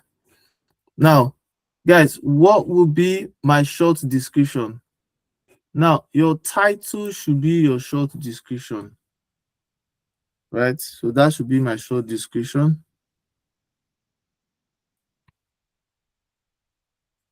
So this is my short description, right? Now, for the process engine, we are not going to touch this for now. Picture, we've added this picture, so I want to take this one out. Delete. So I'll use this icon. Pricing, we are not putting a price. So this pricing, right? There's what we call recurring price. Now, when you get to your catalog, after you've created your catalog, you will see that part. Recurring prices, whenever I need to, so the word reoccurring, that is a price that is going to keep adding whenever you click on that thing. So it's going to keep reoccurring. So when you selected, for instance, you select you you've created a cat you use your service catalog, right? You've gone there, you click on what you want. Now this price will be attached continuously. That's just about your current what price. Now, but it's not really in use. Depends. Like I said, everything has to do based on your what your user story. But on this our user story, we don't have anything like your current price, so it's not useful to us. Your portal setting, we're not asking anything about portal setting, so we would skip that. So we're working according to this what user story. All right. So they said your title, this is your title, this is your business value. So giving AC1, say catalog item availability, giving I am an authentic employer. When I open a service catalog, then I can see the remove this watch item. So this is what they want to see, right? This is what they want to see when they open the service catalog.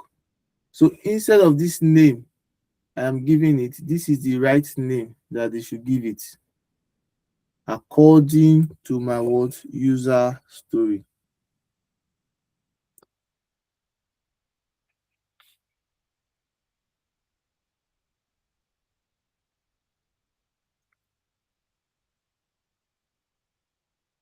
So I'm going to update this.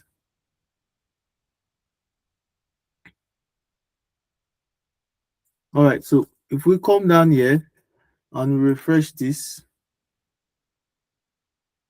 so this is what you are seeing. First of all, remove AirWatch VDM. So this is what they said they want to see, right? Remove AirWatch MDM. Now, create a service catalog item for this. So I gave that description based on what my title. I gave that description based on what my title. So as the story goes on, tells us what next to do. Now, device selection.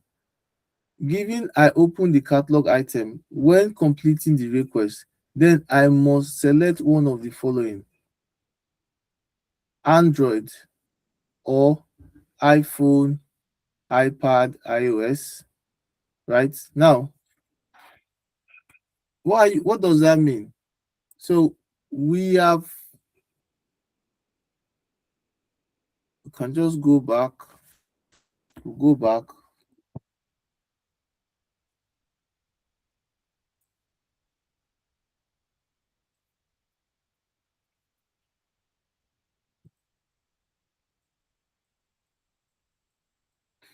All right, guys. So the first thing is I told you something. These are we have variables, we have variable sets, we have catalog UI policy, we have catalog client script, we have available for, not available for, categories one, catalog one, we have catalog data lookup definition, we have related article, and we have related catalog item and assign topic. Now we're going to take them one by one. Now I did explain your variables to you. Now under this variable, this is like, when you're creating your table, guys, when you created your table, you will choose exactly the field you want to create, the type of field. It can be a choice field, it can be depend on the question, whatever you're giving, whenever you're asked to what to do. Now, in terms of catalog, variables are like your questionnaires. So if you remember when we went to your service portal, let's go back to services. And for instance, let's go back to hardware. Now, if you can remember, when we click on iPhone, Apple iPhone 13, each of these, they are variables. This is a variable. Is this a replacement for a lost or a broken iPhone? These are variable that comes in a question form. So if you can see here, they are questions. So what I'm going to do there is, when completing this catalog, so the first thing say device selection. Now this device selection will be the name I will give it. Right? Device selection will be the name I will give it. But what does that tells me? First of all, when completing the request, then I must select the following. It means that there is a choice. So because there is a choice, I have to come here and choose what? And choose choice. So they have your multiple choice or look up multiple choice. I'll go for multiple choice. Now, because it's the first one, I'll put them in order. We'll start from order 10, 20, 30, 40. It does make sense to go with, you don't have to just go with 100, 200. You can also go with 10. Now, the least number has higher priority compared to the high numbers. So I can pick it and say, okay, this one should be 10. So it's always going to be the first on my request form. Now, when I put on data selection and I put on request, you can see now, it depends. When you see this asterisk here, on places like this, these are mandatory fields. Now, there's also ACL here. You can control what people can do in that particular form, just like you have on your table. Now, on your table part, you can make some field on your form. You know, when you have a table and you have a form, when you fill the form, a record is created, guys. Now, this one is also similar to that. So that was why I took the pain that you have to get an assignment. We'll go through the assignment, because when you understand that part of it, this part is just going to be easy. It's just like it's a repetition. But each of them have their own use, right? You understand them differently, but they are all similar thing you're doing.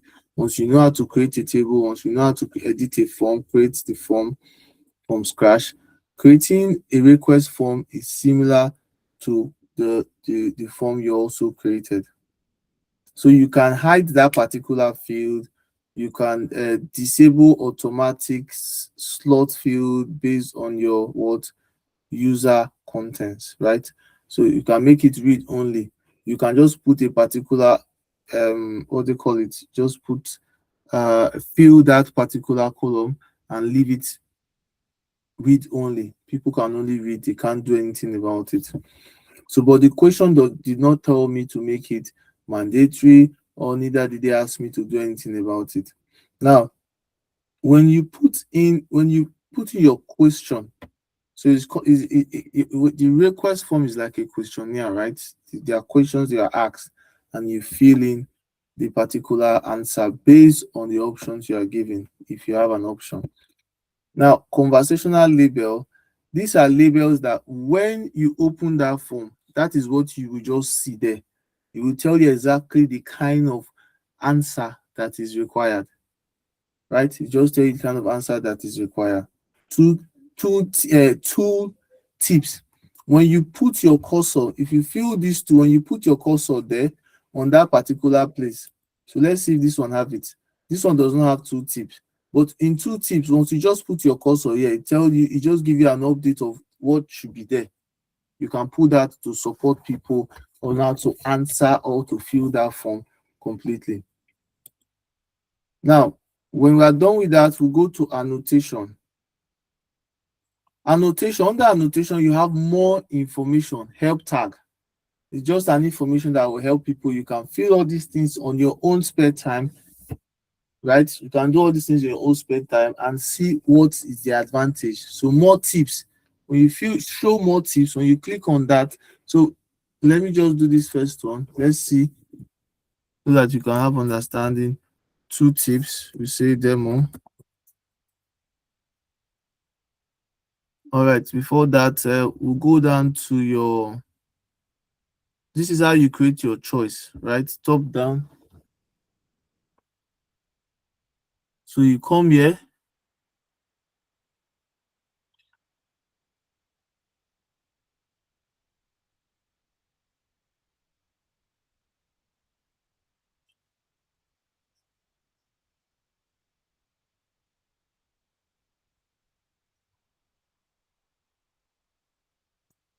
Okay, so you have your multiple choice.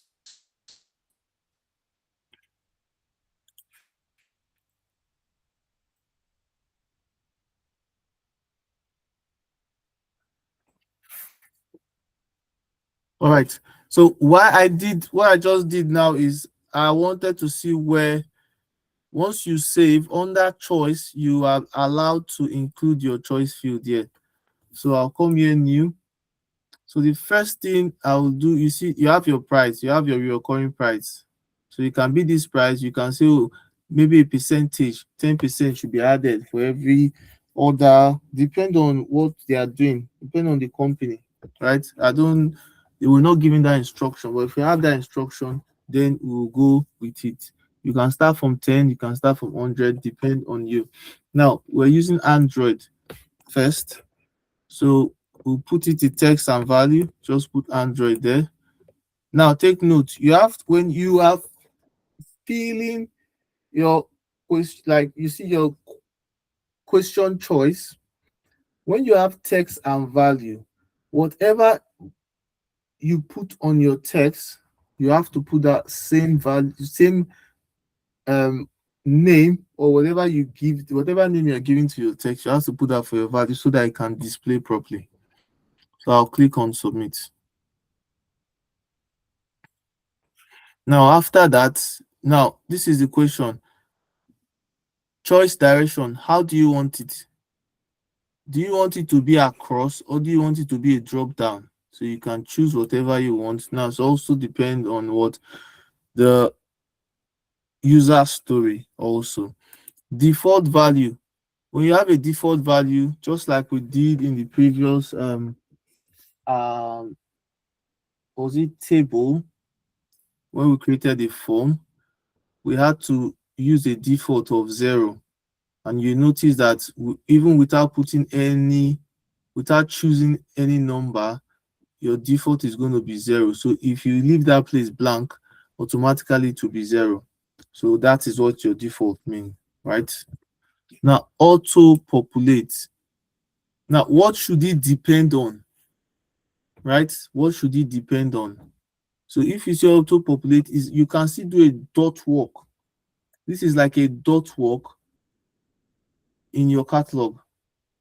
So take for instance, you have 2 fields.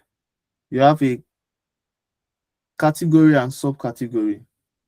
And you want a situation where if you are in IT department, you should be able to see laptop and desktop. If you are not on IT department, maybe you are in HR, you should be able to see inverter and solar. Now, you can use this auto populate to do that, where you choose the dependency and you will reference the table. You can reference a catalog table there that you have created. Now, permissions. When you come to permission, is the ability to what? Read, write, and create. Now, you can put what restriction after you created that this particular one should just be for these certain people that have these privileges, right? Now, availability, visible elsewhere. Where do you want it to be visible? Do you want it to be public or do you want it to be private? Right. So I've been to an interview and they asked me, how can you control the visibility of a request of a service catalog? How can you control the visibility of service catalog? You can control the visibility with what available for. Right, under available for, that is what ServiceNow, what user criteria, where you can determine who has access to this and who does not have what access to a particular field. Now when you're done, you go on to the next one, you click on new. Now all you have to do is, you have two options, right? The next one is what, iPhone or iPad. Like I said, if I put iPhone and iPad on this text, I should also update it on this one. That is it. And I click on submit. When I click on submit, so I said we're going to try this one. We've done this demo. We'll click on update. I'll open another template.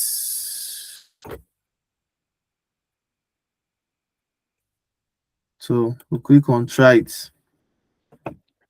Now under try it, you can see it's a choice feed. You can either click on one or you click on the other one. But by default, it will be on the Android. Right? It will be on the Android. So this is just a sample of this, what you have here. Now, you can decide to change it to, if you don't want this, if you don't want this multiple choice.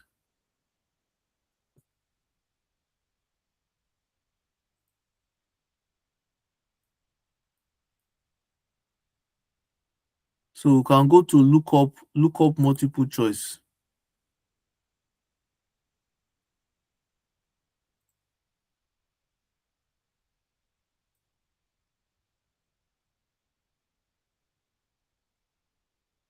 All right, it said mandatory fields are not filter.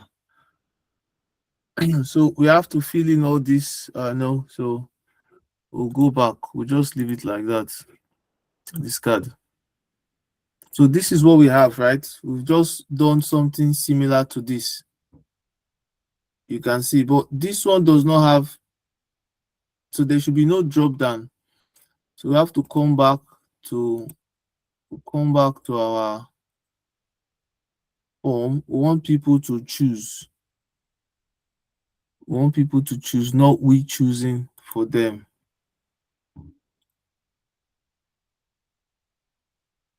Do not select the first choice. So once you click on this, do not select the first choice. So it's going to stay. You click on updates. So now you can see, guys, you can see that no choice is selected until you have to select it. Right? So it's just, you can just keep designing, you can keep creating.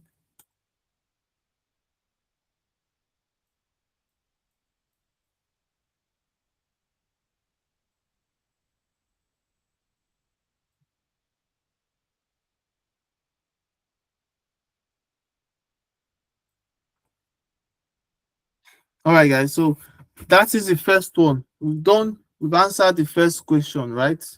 We've done that. Now, when you come to variable set is a collection of variable.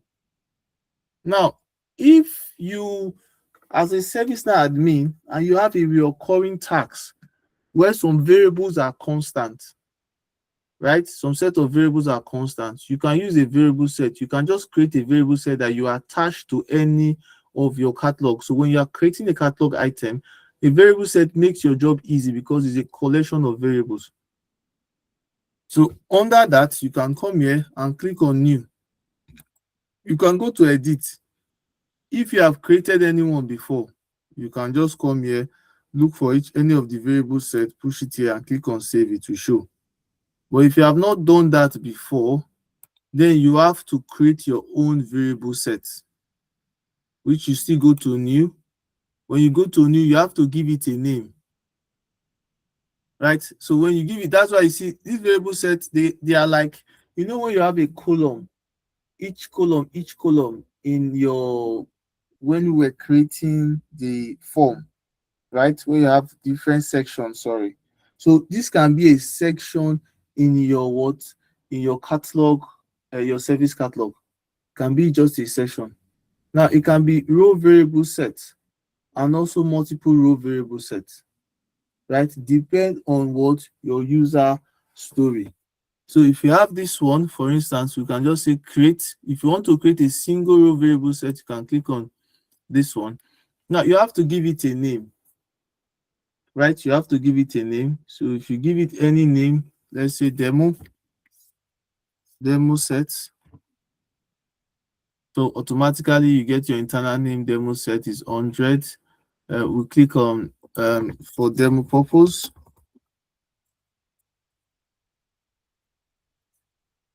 You click on submit.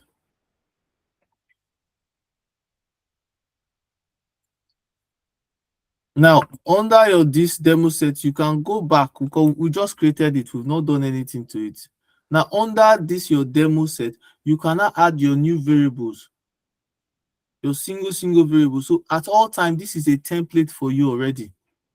Whenever you want to work on it, whenever you have any, you are designing a request form, you can just go to this your variable set and use it and edit it. It's like a template you have created.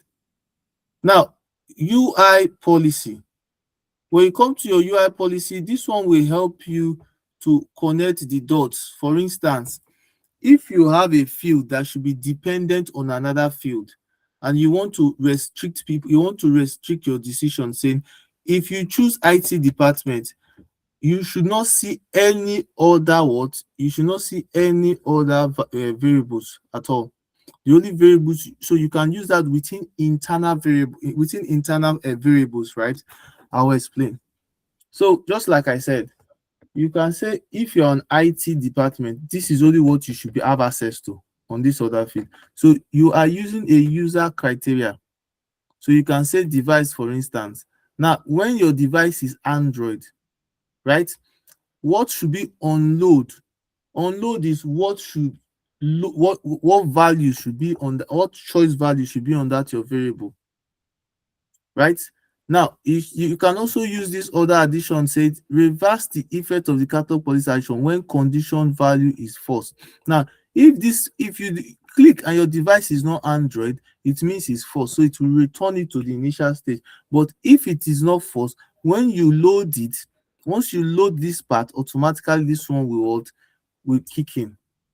So it's called the UI what policy, which we're going to work on. Now, it applies to what your catalog item view. You can apply to what catalog item tags. You can rely on what request item, right? So these are just conditions. Your UI policy are conditions that you will use to what to make you streamline what you want, what the visibility of each particular choice that's been made. You can streamline them using what your catalog conditions. Just like I said, if you say device selection is Android, right? Once you click on submit, we've not created more variables. When we create more variables, then we can also what check that. So that's for your UI policy. Now, when you go to catalog client script, if you're a developer, if there are some manipulations you can do basically with just you can't just do out of the box and you want to customize them, then you have to use your what catalog client script. So you can use your catalog client script. Catalog client script is like you are writing a script saying, for instance, if I'm trying to if my request, if what I've asked to do, I cannot do any of them with the out of the box, then so take for instance like your date. If I want to say anybody that is applying from on the 2nd of June should not be given permission to do that. If I have checked, I cannot find such, I cannot do any of I cannot implement that rule in the catalog, in using any of the variable, using UI policy is not working, then I have to use a client script for that. So when I write a script, the script will now restrict anybody that that want to put a far date, maybe like June 29. You can use a script that to restrict such a person. Now, available for, like I said, this is another way of restricting people, allowing people to have visibility. You can say available for which set. So once you click on edit, you can see now which people can have access to it. Look at user with CMDB roles. Which roles? It can be an ITEL role, right? Which roles can have access? User with this, with what? Are you allowing any user? So this is what you can use to restrict users from having access to that particular this particular what service request, service catalog form, right? So you can go back to cancel. Now, after that, not available for, you are restricting people that these certain people should not have access. These certain users should not have what access. Now, you can see this is the category that is under. We've chosen this category from the onset, so it's just going to be there. Catalog, exactly the one we chose, which is service catalog. Catalog data lookup definition.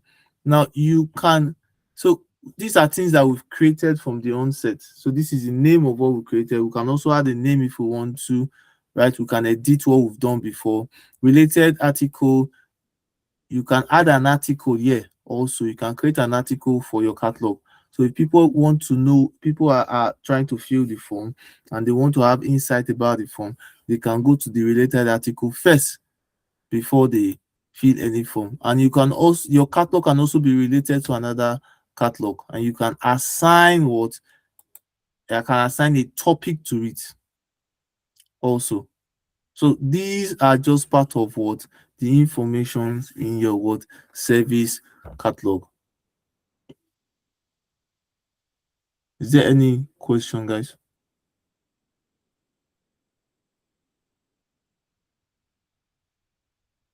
All right, so we just carry on with the work. So the next one is display instruction. Given I have selected my device type, when I continue the request, then the catalog item display the appropriate removal instruction. For Android, display disable device administrator, deactivate AirWatch, install AirWatch agent. Now, we can only use your UI policy to do this particular instruction now, right? So we can use your UI policy to display that instruction. So if I go back, this is the first variable. Now, when you want to create the next one,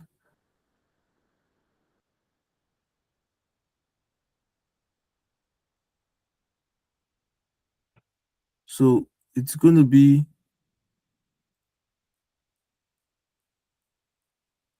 reference. So your question should be for Android. No, say display instruction. Given I select my device, when I continue the request, then the catalog item display the appropriate removal instruction for Android. Okay, look for Android.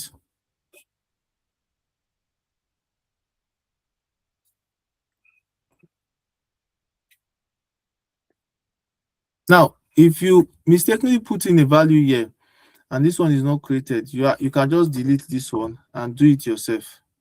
So you just say for, just put this, then you put underscore in between them. You can do that yourself, right? Now,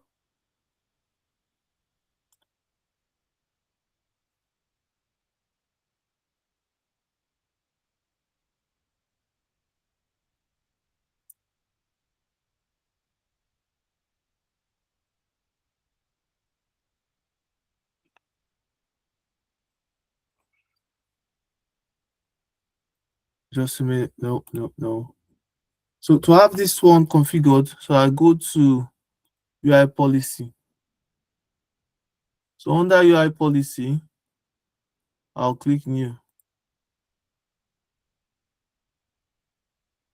So what am I doing? I'm saying device, once it's Android, unload and revise. I'll click submit. Now, what is the short description? I can say for demo. All right, so for demo, so now apply on catalog view, apply on catalog task, apply on request item. So we click on submit.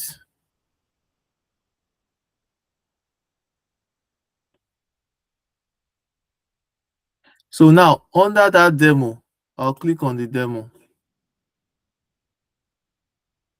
Now you see that there is a catalog UI policy action once you are click save. Now I go to new, I'll click on new. Now what I'm saying is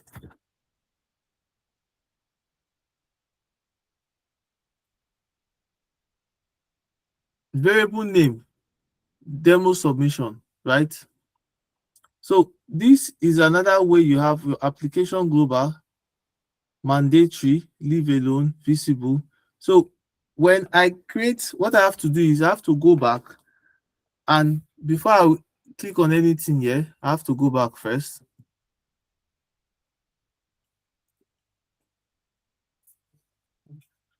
Now under these UI policies, right? I have to create all these. I have to create all these variables under the UI policy, right? I have to create all the variables first of all.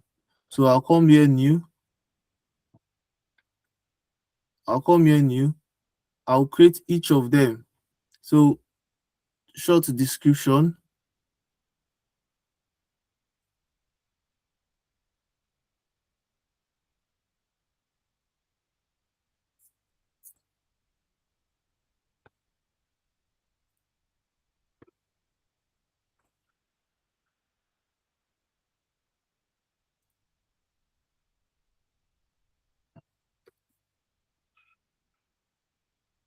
So I'll create another one. Deactivate.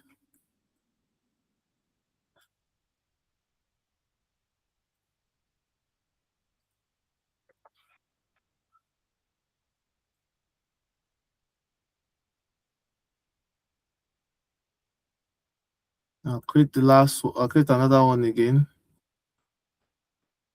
This. So I need to make it Android. Sorry, I need to choose when it's Android. Yes, I'll choose when it's Android. All right. Then I need to create for when it's for OS.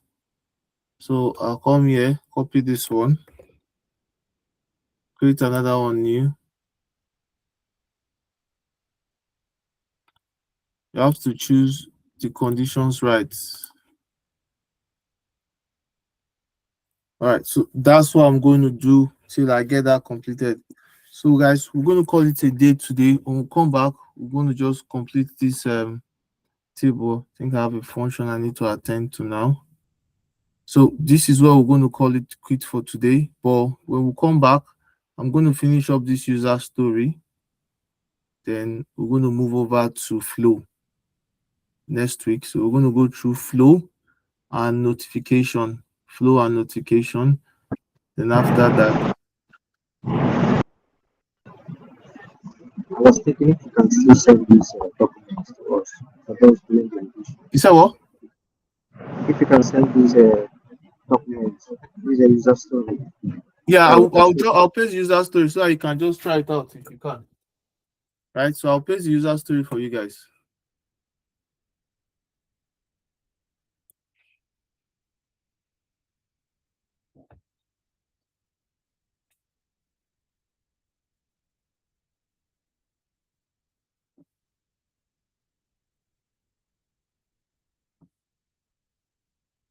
Okay, so So from the question, I've not even gotten down to the ending. So he said your variable should be, first of all, you should have your device type, which should be a choice. And under your device type, you should have your what device model, single line. So you should have your phone. So I'm just going to send this. Just see what you can do about it as your,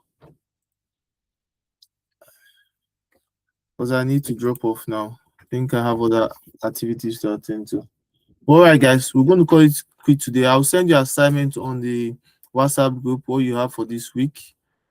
Two assignments. One is knowledge article, and the other one is your CMDB, so that you can just create one. Thank you, guys. See you next week. Have a nice week. Enjoy.